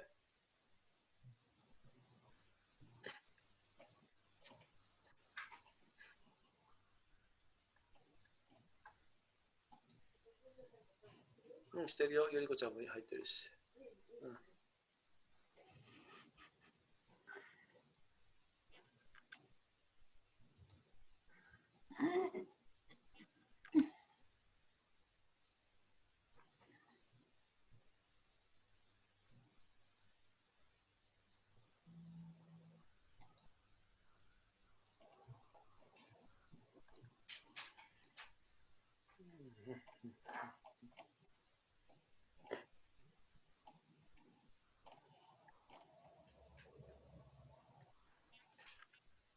How's Japan?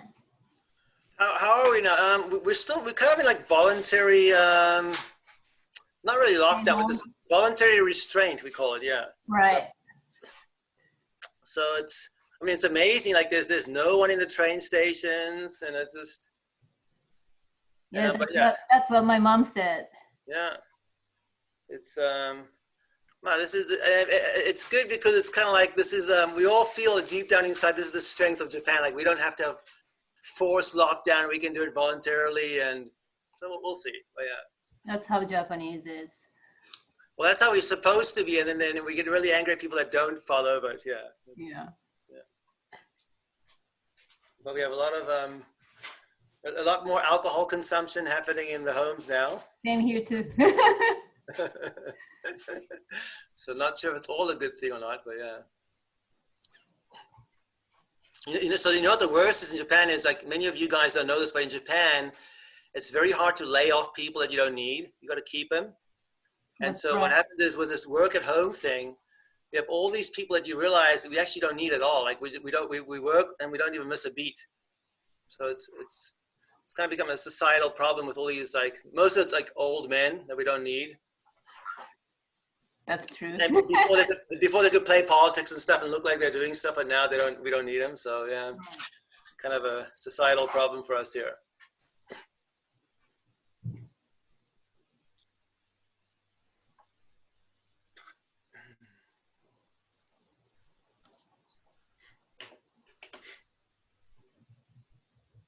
Are you still living in the Ningyo-cho? I live in Hanzomon. Hanzomon, yeah. Yeah, still there, yeah. It's like, was it last year? Yeah, I've been there. Just meet my friends. I went to actually the IBM Hakozaki headquarters. So then me and my fiance walk around the areas too. Okay. Yeah, I live right by the emperor here. So he's like my next door neighbor. Emperor's Palace, yeah. I mean, he doesn't know that I'm his next door neighbor, but yeah, that's. Hey, buddy, neighbor. Yeah.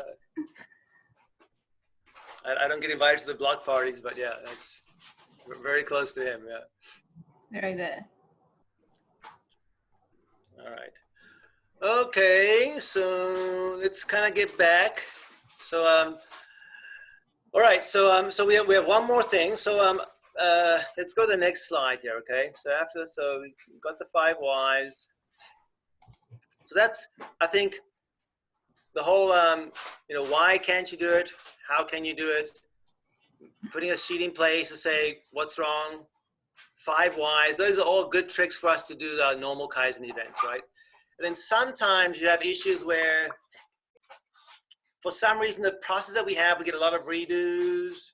We all do things differently, not because we're bad people, just because out of necessity, it seems like, we're not sure where to get the right information from, blah, blah, blah, blah, blah. Just a lot of unclarity and fuzziness a lot of times, right?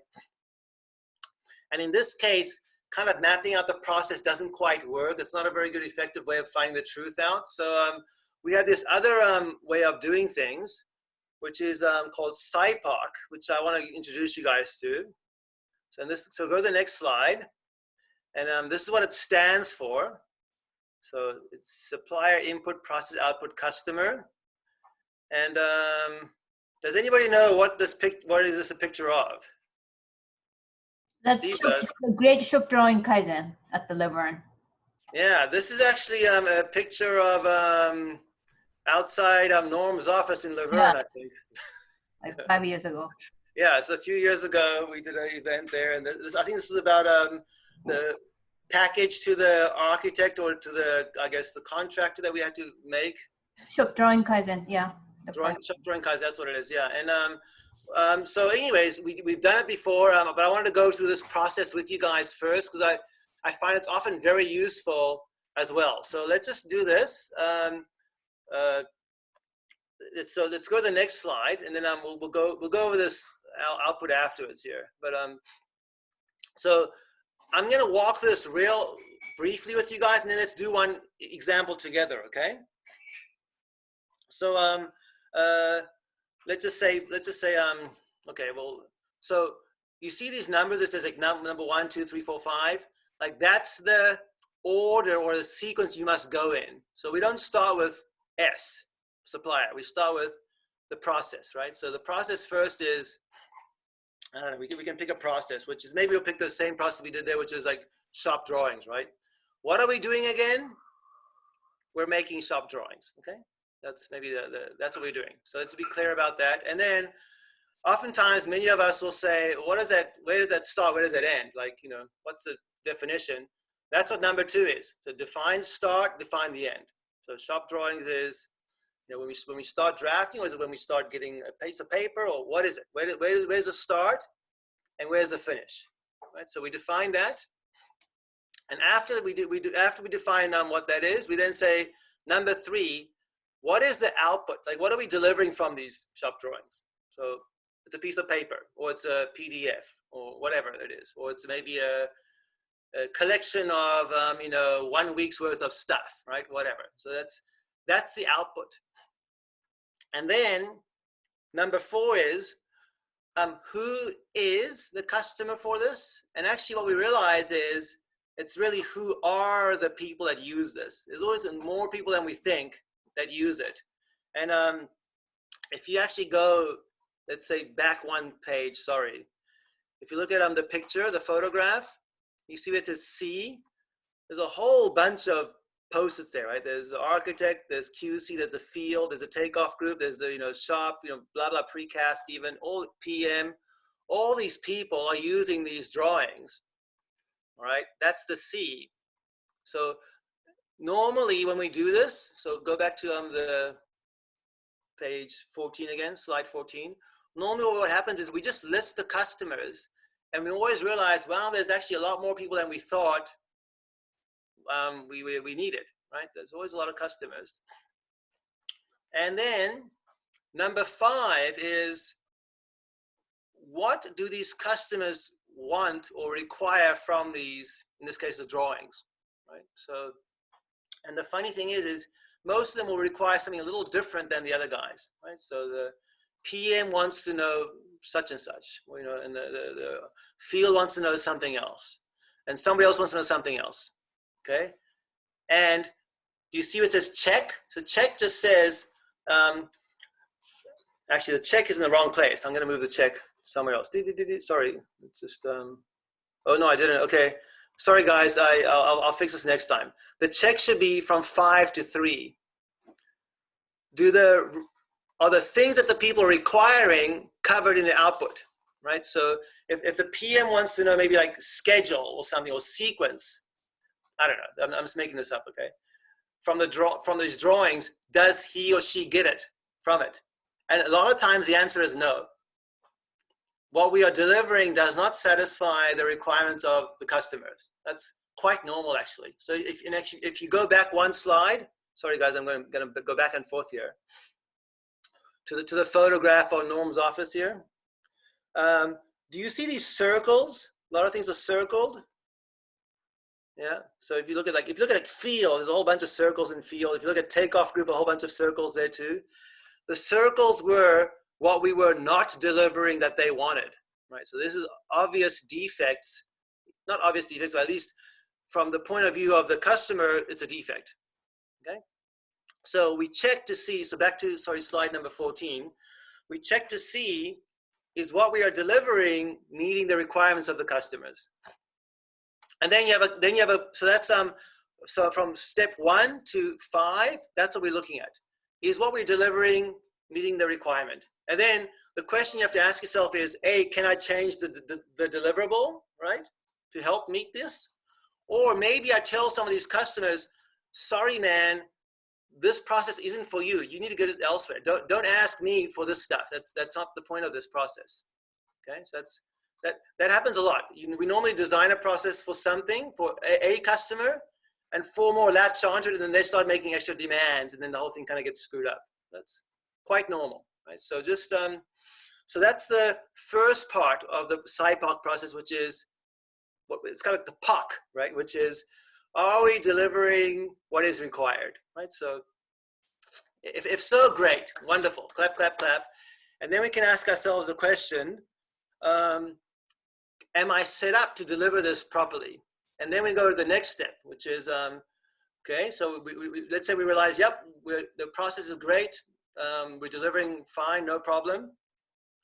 But boy, we definitely seem to jump through hoops to do this every time, right? Geez, my goodness. So let's take a look at that, right? So number 6, to make a proper shop drawing, what kind of materials, information, whatever tools do I need, right? Just list them up, right? So I need to get maybe, some information from the architect. I need to get some information from, I don't know, Tony on his machine capacity. I don't know, just stuff like this, just all the stuff that I need to do this properly. Great, right? So you got that. And then the question is, number 7, we go to number 7 is, who is the supplier of these inputs? And normally this is quite fun. Normally we often go, I don't know, actually, we talk to this guy and he somehow seems to know this. Or, and normally like this guy is not a good supplier, right? It's either like a database or it's, a rule or something like this, but we try and identify what are the suppliers. And normally this is always, a bit of fun here. So, but at least if you get that, great, right? So normally, so you get the 6 information, et cetera, required, and you get the suppliers of that. And oftentimes what you find out is we may be talking about the same thing, right? So I may be saying, I need a data point. I need like the cost of a certain item. But the supplier we have is different. So I may talk to the store, you may look at the database, right? So there's issues like this will come up, right? So we have to decide which one do we want to use. And then we have the same check again, which is, my mistake. So after we figure out the suppliers, we then go to number 8, which is, what do I need what do the inputs need to look like for me to make it useful? So for example, I need to have this 1 week in advance, right? Or it needs to be to the 3 decimal points. Or, I don't know, just, let's see here, what we call, it needs to be in a certain format, things like this. So those are my requirements for me to do the process properly. And then we ask ourselves, do we have this, right? And the answer normally, again, is no, right? So I need 3 days, you get it 3 hours before. Well, yeah, so now so-and-so can't answer this, I can't verify it, which is why we jump through hoops, right? Or I need to know how fast the machine can cut through aluminum, but we don't know this, so that kind of stuff. So we first check the POC part, which is the process for delivering the proper results. And then we check the SIP part, which is, am I set up to deliver it properly, right? And normally if we do this for like the fuzzy parts, we get a lot of clarity, right? So that's the SIPOC. So why don't we try and do one together, right? So if we go to the next process, and don't worry, I know this is hard, but let's just try and do one together. I think it's just useful, even if all we do is the POC part, it's always very useful. So maybe you can think of a good issue. Maybe we can do shop drawings. I don't know if that's too broad, or I don't know, let's just see. Maybe we could do like running a Kaizen event even, right? So what's the process of a Kaizen event? What's the output? What's the customer? Why don't we do it that way? Let's do a Kaizen event. Maybe we'll see how it goes. I've never done this before, so we'll do since that's probably like the one thing that binds us all together, right? So what is the process of running a Kaizen event? So yeah, there you go. So what are we doing again? We're gonna run a Kaizen event. Very good. Yeah. When's the start? Right, there you go. Yeah, scope sheet could be a good start, or negotiating with someone else could be a good start. Who knows? But we have to agree on this, right? And what's a finish, right? So maybe a finish is a standard work instruction sheet, blah blah blah. Yeah, that's good. So defining that up front is good, right? Yeah. So and now, okay, so that's good. You guys did a good job. Okay, now let's output. what would be a good output? So the output is maybe it's so let's think of output. Maybe it's a standard working instruction sheet. Maybe it's a bunch of people more friendly than before. I don't know. Maybe it's depending on what you're doing. It's a cleaner, more organized place. Yeah, whatever that is. Very good. And now here's the fun part. The fun part is who is really a joke. It's really who are the customers of this Kaizen event. So this is and then there's always people that so it's think of who are the customers of this Kaizen event. Yeah, good job, you guys. You guys all like major Jamboard efficient people. This is awesome. I'm doing zero work here, and you guys doing all the work for me. This is wonderful. All right, yeah, the employees, yeah, very good. The customers, yeah. And then, yeah, all of us, yeah. So let's see. Yeah, normally there's customers we're forgetting about, right? So number one, a lot of times the customer is like, it could be something like,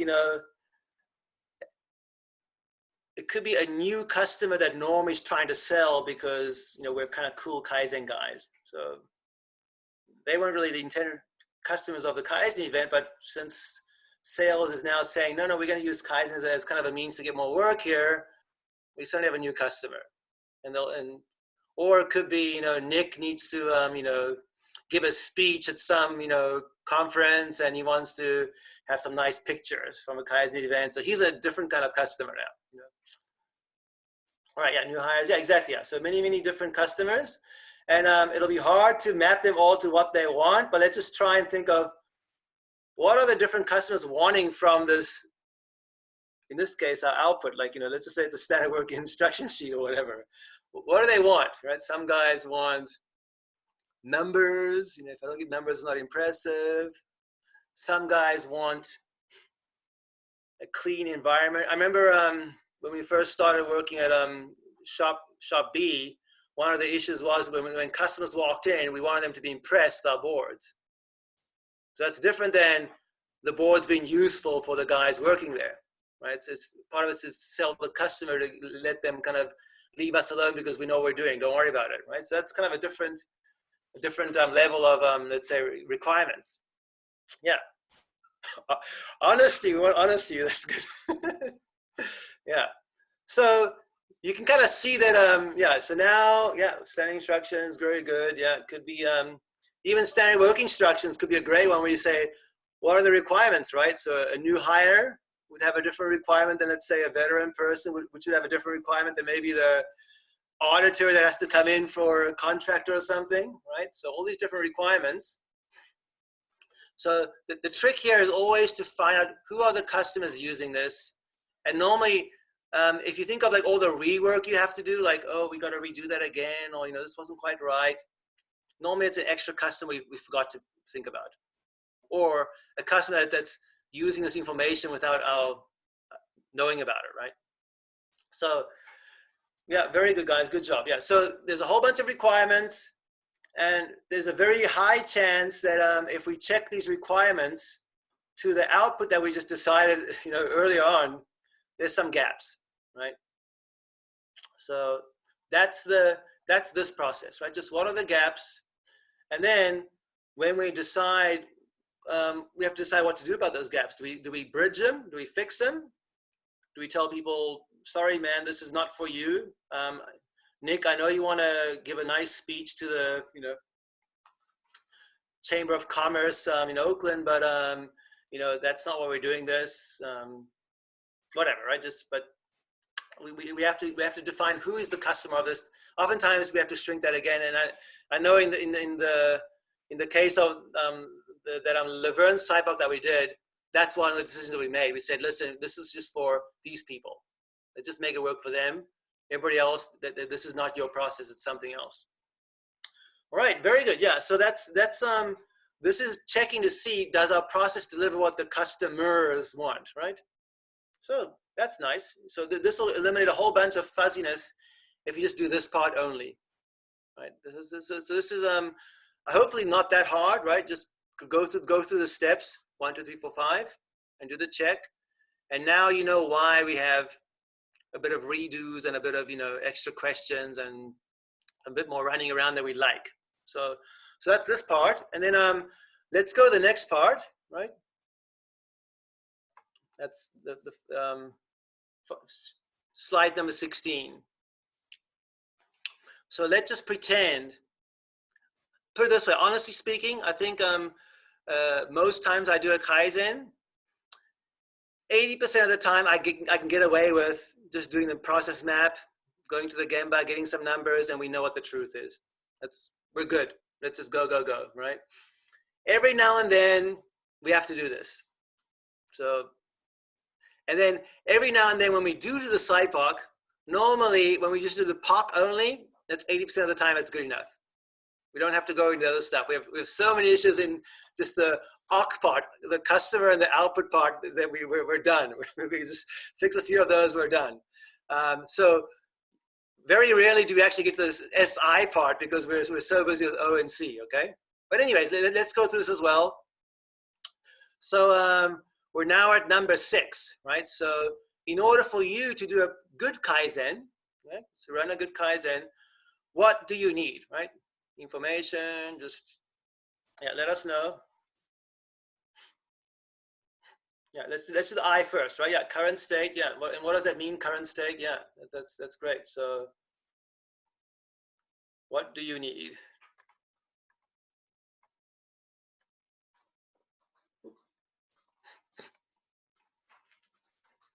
There you go, maybe a map, You may say I need some data. You may say I need time, right? I need so many hours of people's time. Sorry, man, you can't have that. Well, who do I go to get that? That kind of stuff, right? So just,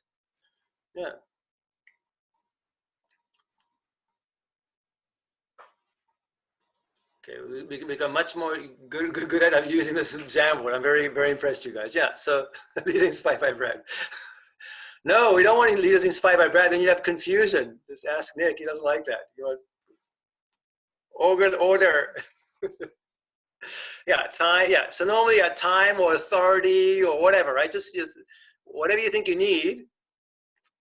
And you may miss stuff or whatever, right? If you miss it, you missed it. But it's hopefully at least once you do this a couple times, you get a list of all the stuff you need. Then great. Good. And then we just think, okay, I've never done this with a Kaizen event before, but who is the supplier of these things, right? So who is the supplier of time? That's that's kind of an interesting one, right? But who is the supplier of the current state numbers? Maybe this is where this doesn't work as that's good. Who's the supplier of lunch? I need good lunch. There you go. There you go. Product demand. So maybe these all still needs, but where would I get it? Right? Where did I get, where do we get this from? Who provides this?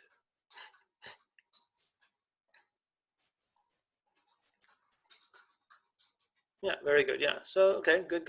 So, So, do I have to do an interview with people? Do I have to go to talk to the customer? Whatever. Very good. So, good. An agenda. Who do I get the agenda from? So if you do this, now you've taken a whole bunch of fuzziness out of the Kaizen event and it's getting a lot more clear, right? So and then you would say to yourself, okay, great. So I know where the suppliers are and inputs are. Do I have any let's go to number 8 now. Do I have any requirements of the inputs? Does it need to be given to me a day before so I can prepare? Do I have to talk to my number 2 person at first, just so they know what the agenda is, I don't know, just.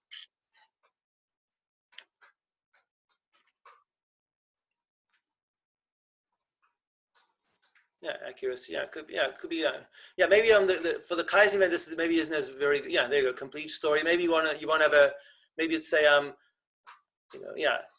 have some numbers from the customer, but I'd like to have a customer story, right? We are only late 5% of the time, okay? Here's a recording of what, let's say, one of our PMs had to go through when we were late from contractor number 3. Now suddenly 1% of the time doesn't feel like not a big deal at all. It's like, oh, that's a pretty big deal. Yeah. Okay. Yeah. So this is yeah, very good. Yeah. So, and then once we do this with the requirements, given time, yeah, there you go. Once we do this with the requirements, we then say to ourselves, do we get that from the input? So there's another check, right? So we check this to our input. So first of all, do I have them all is a big question. But then the second is, for what I get, in this case, like, do I get the complete story? That's good. Yeah, complete story is a good one, actually, in Kaizen event. So I get numbers, but is that really the complete story? Like, would the customer rather have faster than numbers? Who knows? But yeah. So yeah, do I have it in time? So if I'm the leader, getting it 1 hour before, is that good enough for me? Can I just wing it? Or do I need a day before? So just so you know, for you guys, like I was preparing a lot of this stuff, even though it looks like I'm very free flowing. It was a lot of preparation yesterday, even last night. Oh my goodness, I haven't done this. Yeah, so I needed a lot of this stuff last night, right? Steve wanted it earlier. He's like, I need to give people the Jamboard. Where are we doing this? So yeah, a lot of it has a time element for event stuff like this, right? Okay, very good. Yeah. So so this is how you would then do. So this is a SIPOC, right? So you've now checked to say, yep, I know what I need. I know where I get it from. We have maybe a disagreement of where we get it from, but yeah, now it makes sense. And the stuff needs to look like this, right? Should be this time frame, this accuracy, in this format, hopefully, whatever, right? And then now we can run our Kaizen event, let's say, in a less stressful way. So this is the second half is, are we set up to do it correctly? And if you, and again, normally the answer is no. So just make a few fixes this way. And if you go back to, let's say, if you go back to 2 slides, so go back to slide number, 3 slides, back to Norm's office hallway. You see a bunch of blue stickies. Those are stickies that came up of just ideas of what we will do about some of these issues we have. So it's, some of the stickies are on the O and C side. Some of the stickies are, you can see on the input side. The I side, I is like way down the hallway. You can hardly see it, but that's what you would get after doing an event like this, right? So hopefully that was again, I know it's a little harder than just doing the normal Kaizen event, but this is really helpful if you're dealing with like fuzzy issues. We can't quite seem to know why things aren't just clear. This is a great way of trying to clarifying things and making sure we have some things we can actually put our hands around. So I like using this style the most too, for clarity.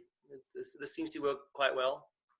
Yeah, I think some of the Kaizen events, when there's a lot of customers, it's good to define that. Like I think we have an event going right now with installation instructions. Yeah. Bill, right? Like it might be good to kind of lay out who are the customers and what are they expecting from that process, right? Because sometimes, if you're not clear on who all your customers are and what they need, then the process you're designing may not meet, the requirements overall, right? So. Yeah, exactly. Yeah, I mean, especially if some customers say, I need all this information up front, and you're gonna say, it's physically impossible for me to give you that at this time, let's say on the overall timeline of the project. So, yeah, exactly. Stuff like that happens, all the time. Yeah, but at least we can identify that then, right? So at least we can say, listen, it's impossible. So don't bother asking because it's not going to work. So we have to think of a different way of, giving you the information, or maybe what you think is deliverable is maybe not deliverable quite yet. Yeah. So is the most effective time to run a SIPOC before you create the process, or when the process, or after it's already been established, like during the PDCA? Yeah. So you know what? Very good question. So you know what I find is many times I don't really know when I should do a SIPOC up front. Normally what happens is we try and map the process and we just get into like this major cloud of confusion, right? We're like, what, how does it do? And then we got to step back and say, let's just do a SIPOC on this part. That's what normally happens to me. I don't know, Steve, if you've had any different ideas of that one, but yeah, I don't normally know when to do it. Yeah, it's definitely in the seek the truth phase, you know, of what we're doing. Like it's at the beginning, right? But it is one of those things where, like you said, when you go to map the process, it's not telling you all, you know, the process map's kind of like, oh, I make shop drawings and I submit it.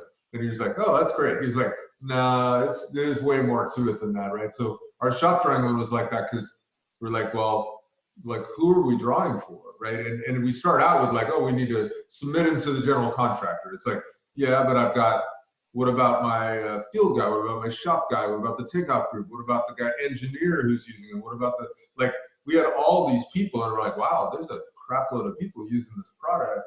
You know, what do they need from it? And we started listing that, you know, so I think there's some events where it really comes in handy. I know Nick, when they did the meeting Kaizen, you know, to try to improve our meeting process, doing the mapping out the SIPOC and understanding who are the customers of the meeting was a good eye-opening exercise for the people in that one too. So yeah.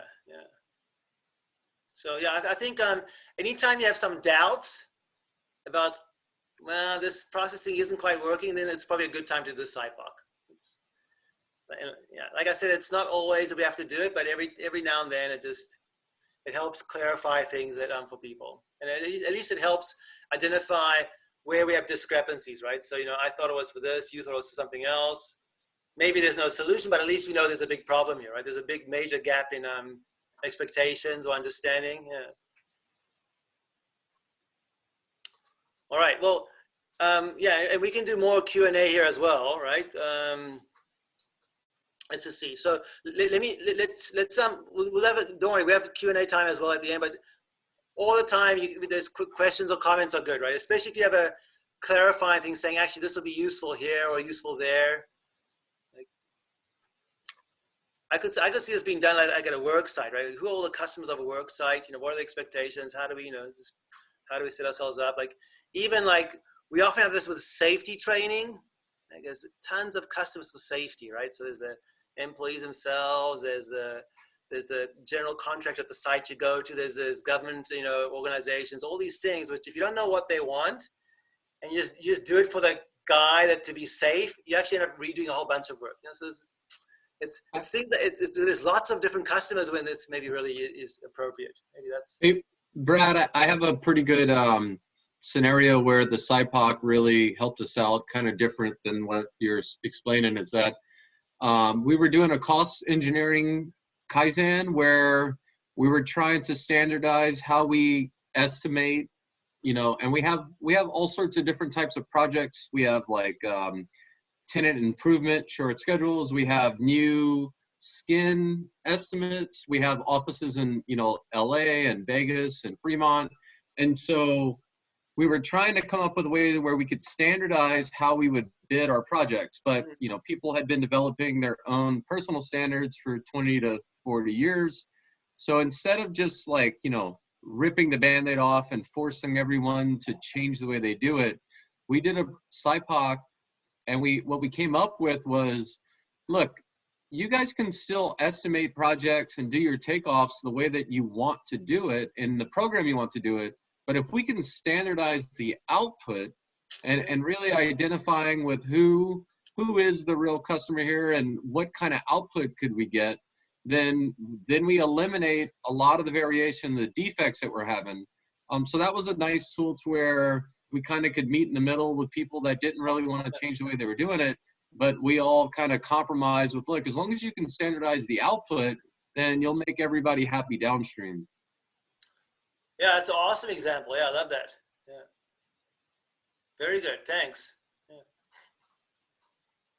Yeah, many times, maybe this is like a bit of a sidetrack here, but in like these lean events, if someone has a lot of high skill, they can actually skip a whole bunch of steps and still get better output than the guy with lower skill, right? Does that make sense? Like you can just go, yep, that's you know, 0.2 inches, and you're correct.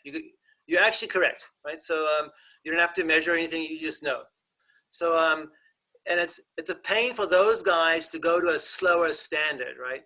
This is always a bit of a trick with standards and stuff is, so we like to say, you know, for the guys that are really good, just your role is to come up with different ways we can do the standard faster. You know, just maybe different ways you can train people, but just don't force them to go to something slower because it frustrates them.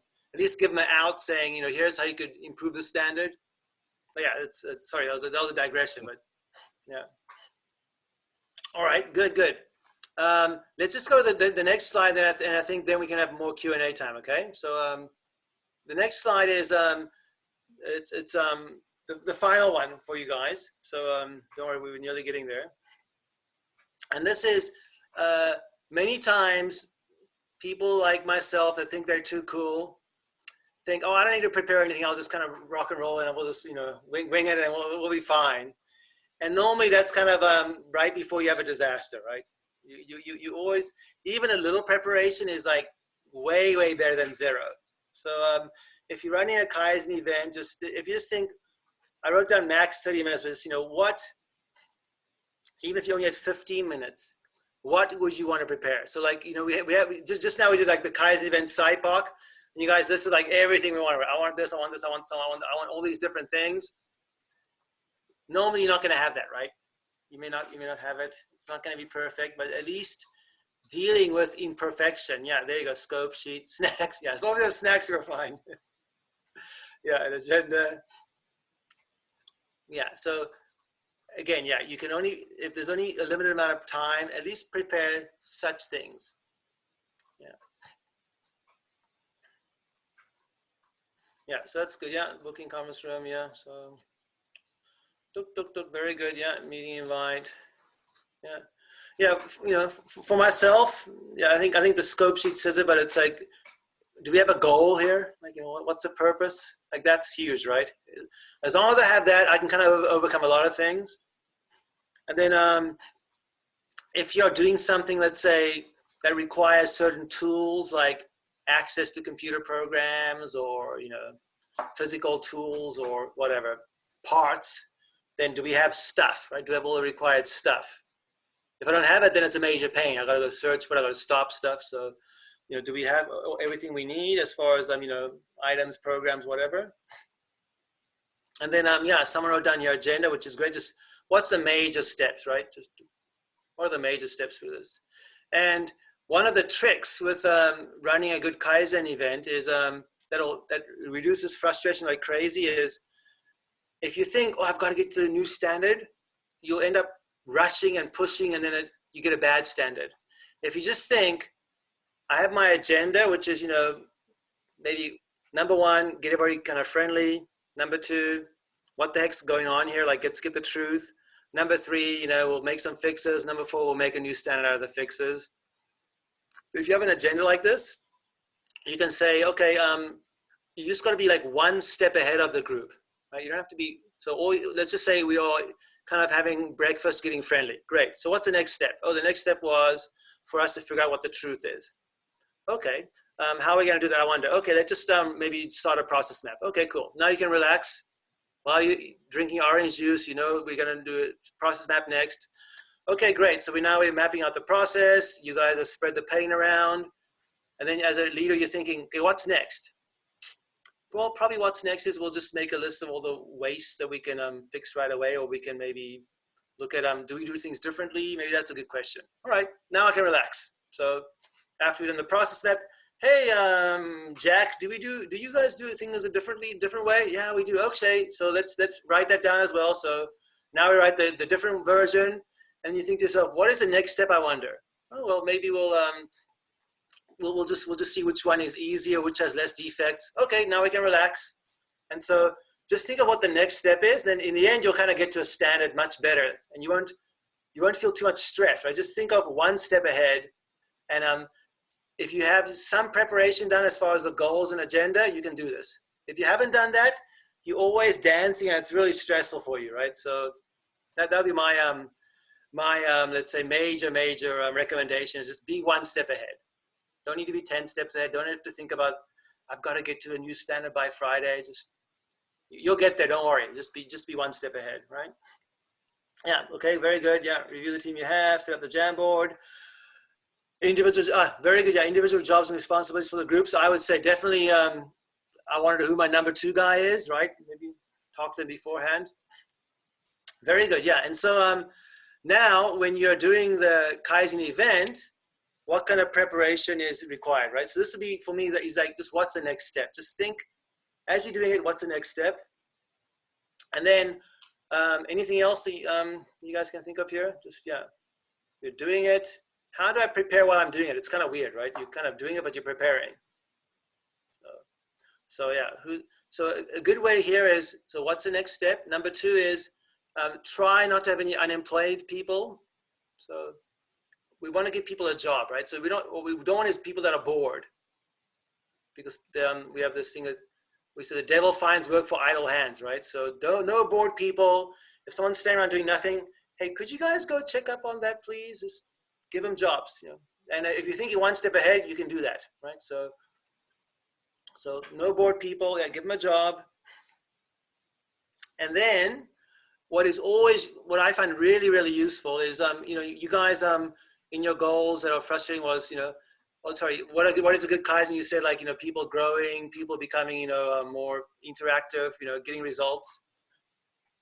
A great way of doing this is at the end of the day, or at the end of whatever your event is. Let's say it's 4 o'clock, 3 o'clock, whatever. You just say, okay, guys, just one comment per person. Let's go around the room, right? So, okay, Jose, what do you think? Oh, you know, today was fun, and I didn't know that you know, Jack could do such a good job with such and such.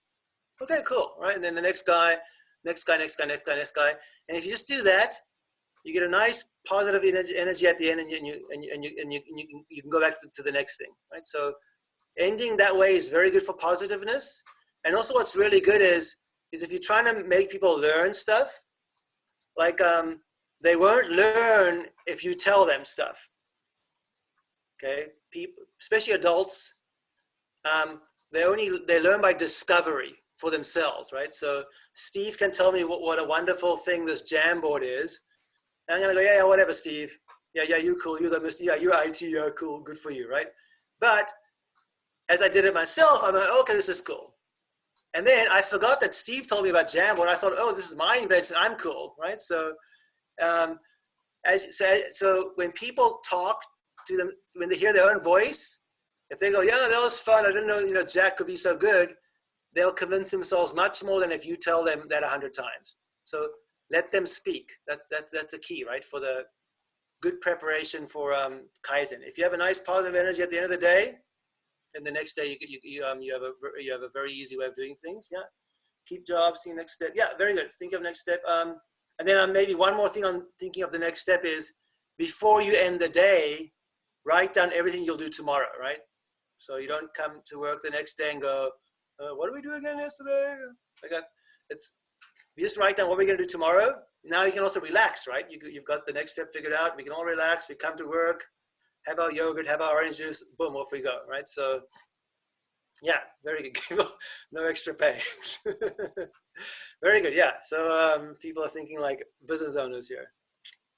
Yeah, so when you're playing, yeah, just, we know what we're doing tomorrow. We have a comment per person, and just think, what is the next step, right? And yeah, for the post, so we got some people going on. That's great. Just when we write down for the next day what we need, we often will ask the same question. Sorry, what are we going to do? What do we need, right? So let's just say tomorrow we say, well, tomorrow let's improve how we stack stuff up with the forklifts. Okay, what do we need for that? Oh, we need a forklift. Oh, we need this. We need that. Do we have that? You know, can we arrange that? So we just want to get a list of all the stuff we need for tomorrow. That's kind of the posting. Or it could be like, you know, we don't know what works really well, so let's do an experiment for 1 week and see what happens. Okay, so that's that kind of stuff. Just, you know, what is required for our experiment? What are we going to check? Yeah, good, yeah.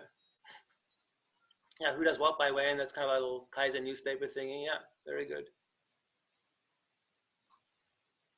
And then and if you have and I don't normally do this, but I do write, you know, I do have people say, you know, what went well, how can we do it better, especially if I'm rotating leaders, right? So that way we can keep the pressure off me. It's more like, okay, great, you know, Travis is gonna be the leader next week, so let's help him out. So, you know, what worked well this time, what didn't work well. Okay, that way you can avoid what didn't work well and do more of what worked well, right? Yeah. Good, yeah. So just, even if you totally forget all of this, if you just think, what preparation should I do before? What preparation should I do like while I'm doing it? And what after?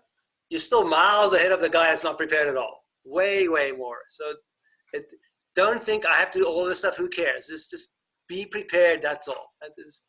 Be slightly more prepared than if you were not prepared at all. That's good enough. We don't need to be super, super prepared. If it's too prepared, people think it's kind of artificial too, right? So if you say, oh, great point there, Jack. Let's turn to slide 23 for that. Wonderful. You know, it's like, it feels like it's all artificial. We don't want that, right? So slightly prepared is better than you're like, no one can stump you. That's not good either. All right, assign homework, action. Yeah, very good. Yeah. A lot of very small, okay, right. Yeah. Okay, very good. Yeah. Okay, good. So I think that's my main comment there. So let's just open up for Q&A a bit, like, or just comments. And again, doesn't have to be questions. It could just be like, here's a good example of such and such. Maybe this will be useful for you guys, right?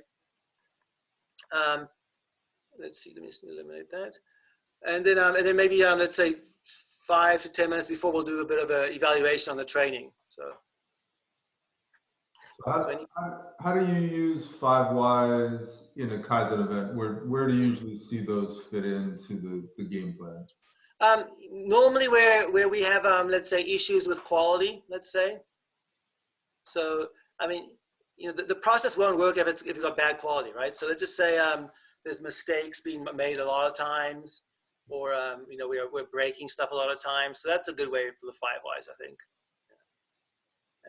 Yeah. And again, then I want to give it a systemic cause, right? I can say, listen, guys, you know, if it's like just nomenclature or saving stuff or just wrong drawings, it's not you guys. Anybody else could come in here and they're going to make the same mistake. So I often will even say, listen, you know, Jack, for you it's great, but you know, let's think of a new employee. How would they get confused? Which is actually how we all confuse. We put a nice new employee, third party, you know, there. So yeah, it's normally quality issues, I think, is a good one. And if anybody else has a great example of where 5 whys is very useful for you.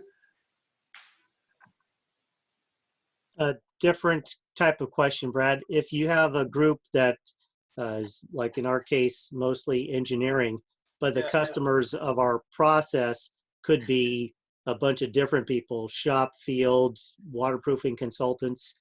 What's a good approach to kind of reach out and ask them for what is it that you're using this product for? Yeah, exactly, right? Yeah, and I mean, I think many times the customer says, do it this way. Here's my requirements. But if you know what they're using it for, you'll have much better ideas how to fulfill that, right? And I think that's, yeah, I think actually, especially for the engineers, like sticking to the scope is kind of like, I would say, base level. Okay, that's what we expect of you, that's what we pay you for. But if you want to be cool, it's understand what they want to do with it and then be able to give them an idea, right? So that's, I don't know if that's, like at least in automotive industry, they require that of their suppliers, saying you guys should be able to give us better ideas and how I should do this. And in fact, you need to give us 3 ideas a month, or, you know, 1 idea a month, and you have to save $100,000 a year. Otherwise, we're going to lower our price to you. Is how it works in automotive. So it's not really fun, but that's how they do it. But yeah, absolutely. I think if we know why they're asking it or what they're using it for, we'll have much better ideas than they would, right? And Bill, were you asking for techniques to do that, or were you just asking? Yes. Okay. Yeah. So how do you approach these potential customers that we don't have normal interactions with?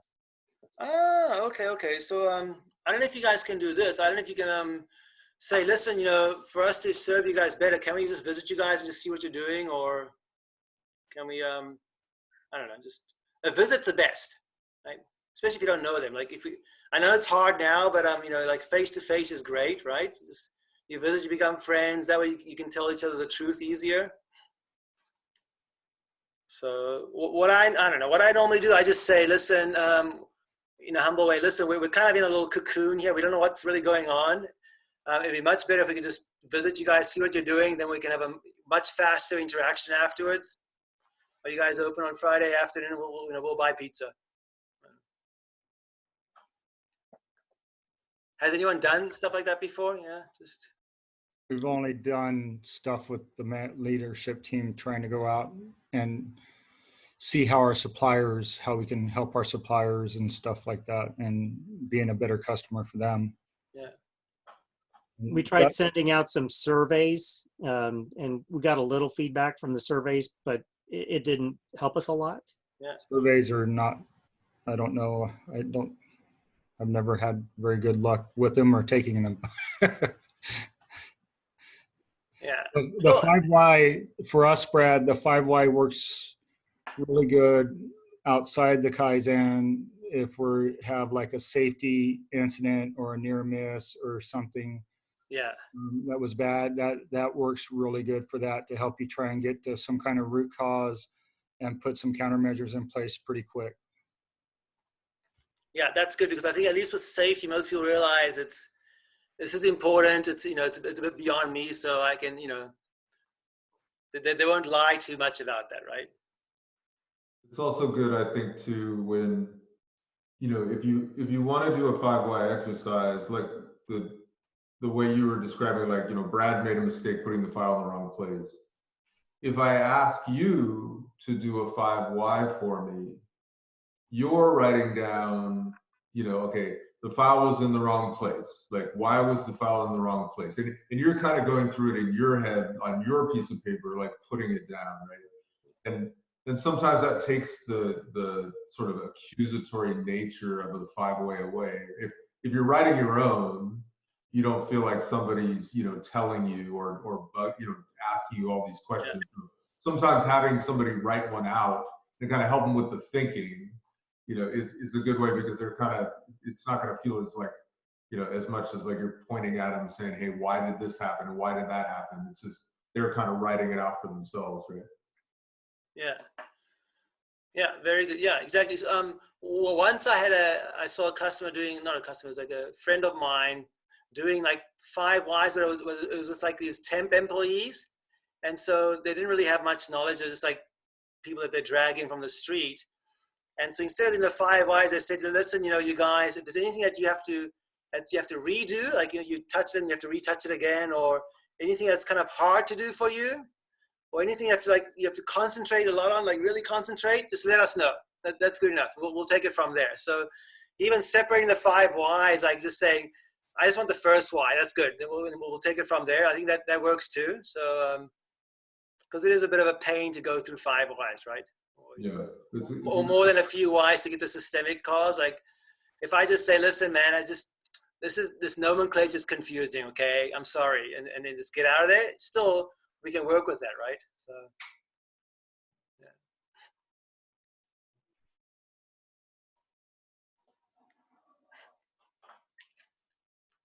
All right. Any other comments?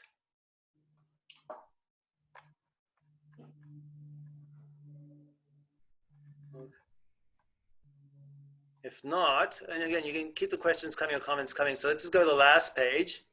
So this is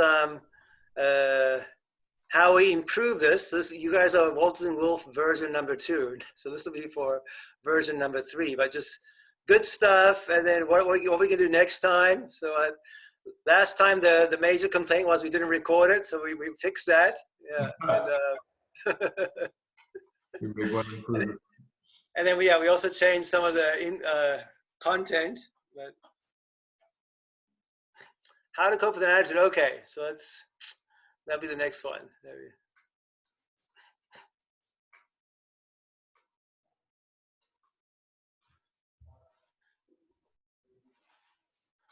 So maybe we'll do an optional attitude training, because that was actually we spent a bit too much time on it last time. So yeah.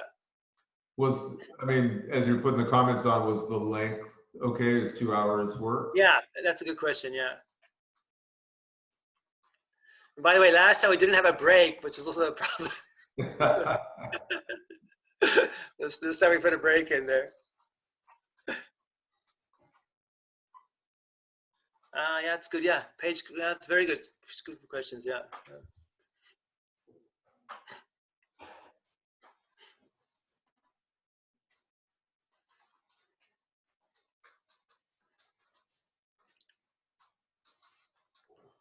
Okay, I think the have a page strictly for questions is a good one. Yeah, and different opinions during Kaizen event. So maybe you know what, like just maybe real quick on the different opinions during a Kaizen event. So I'll work on this for next time. But if the direction is clear, right? So let's just say if we say the direction is closer to flow, closer to pool, closer to tact, safer, and then maybe just make it, you know, more smiles, or just kind of we want to be the coolest guys on the site, if that's maybe a direction we want to go in. Then it's easy to evaluate, okay, I think we should all line up in military style and, say, sir, yes, sir. Okay, does that help us with being cool? I don't know. If it does, great, right?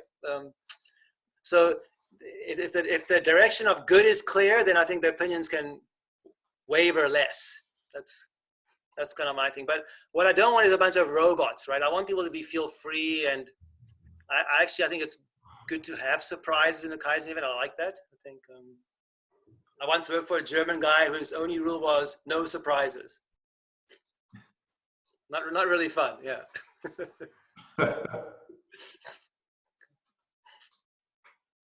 Open up chat, yeah. Yeah, that's a very good idea. Yeah, very good. Open up chat, yeah. I think actually Zoom does have chat, right? Yeah. Yeah, that's very good. Yeah, okay, yeah. A3 process. Yeah, oh yeah, we can do, yeah, it's A3 is good, yeah. I think if you guys have, maybe there's not much time now, only 1 or 2 minutes. So we'll figure this out later, but yeah, I think knowing certain tools is good. And I would say, put it this way, the less tools you use, the better for your team though. We don't want to get too confusing and too fancy. So just, if you got a baseball bat, and that kind of opens many doors and it whacks stuff, and then use a baseball bat. That's great. Don't say I need to use the 5-iron now and there's something else. Sorry, bad imagery. I'll think of something better. How to make a good scope sheet. Okay, good. All right, we'll do that next time. So good job, you guys. So this is our virtual, what did you learn kind of comment around the room, right? So, you kind of feel good about that, and yeah. All righty, and if you want, probably, this is just in the future, if you want to use a Jamboard in the future, like if you go to the top right-hand corner, there's like these 3 dots next to share. You can click on that and it says download as a PDF, so you can kind of get people's old opinions in a PDF, and then you can just look at it before and after. So I did this actually yesterday with some of my guys. I didn't know why. We were helping this very, very poor customer that couldn't pay us. So we did a little Jamboard session, and then at the end we did a PDF, and we were all cool with it, right? But I think that helps a lot. It gives you a nice, it's like taking a picture of a whiteboard, but you get a PDF. So,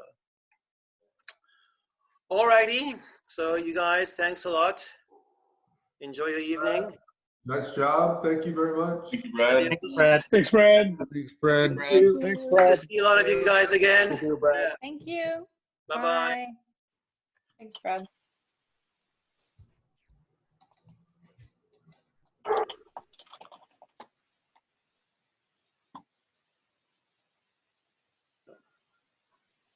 Get out. 抜けたいんだけど抜けられない。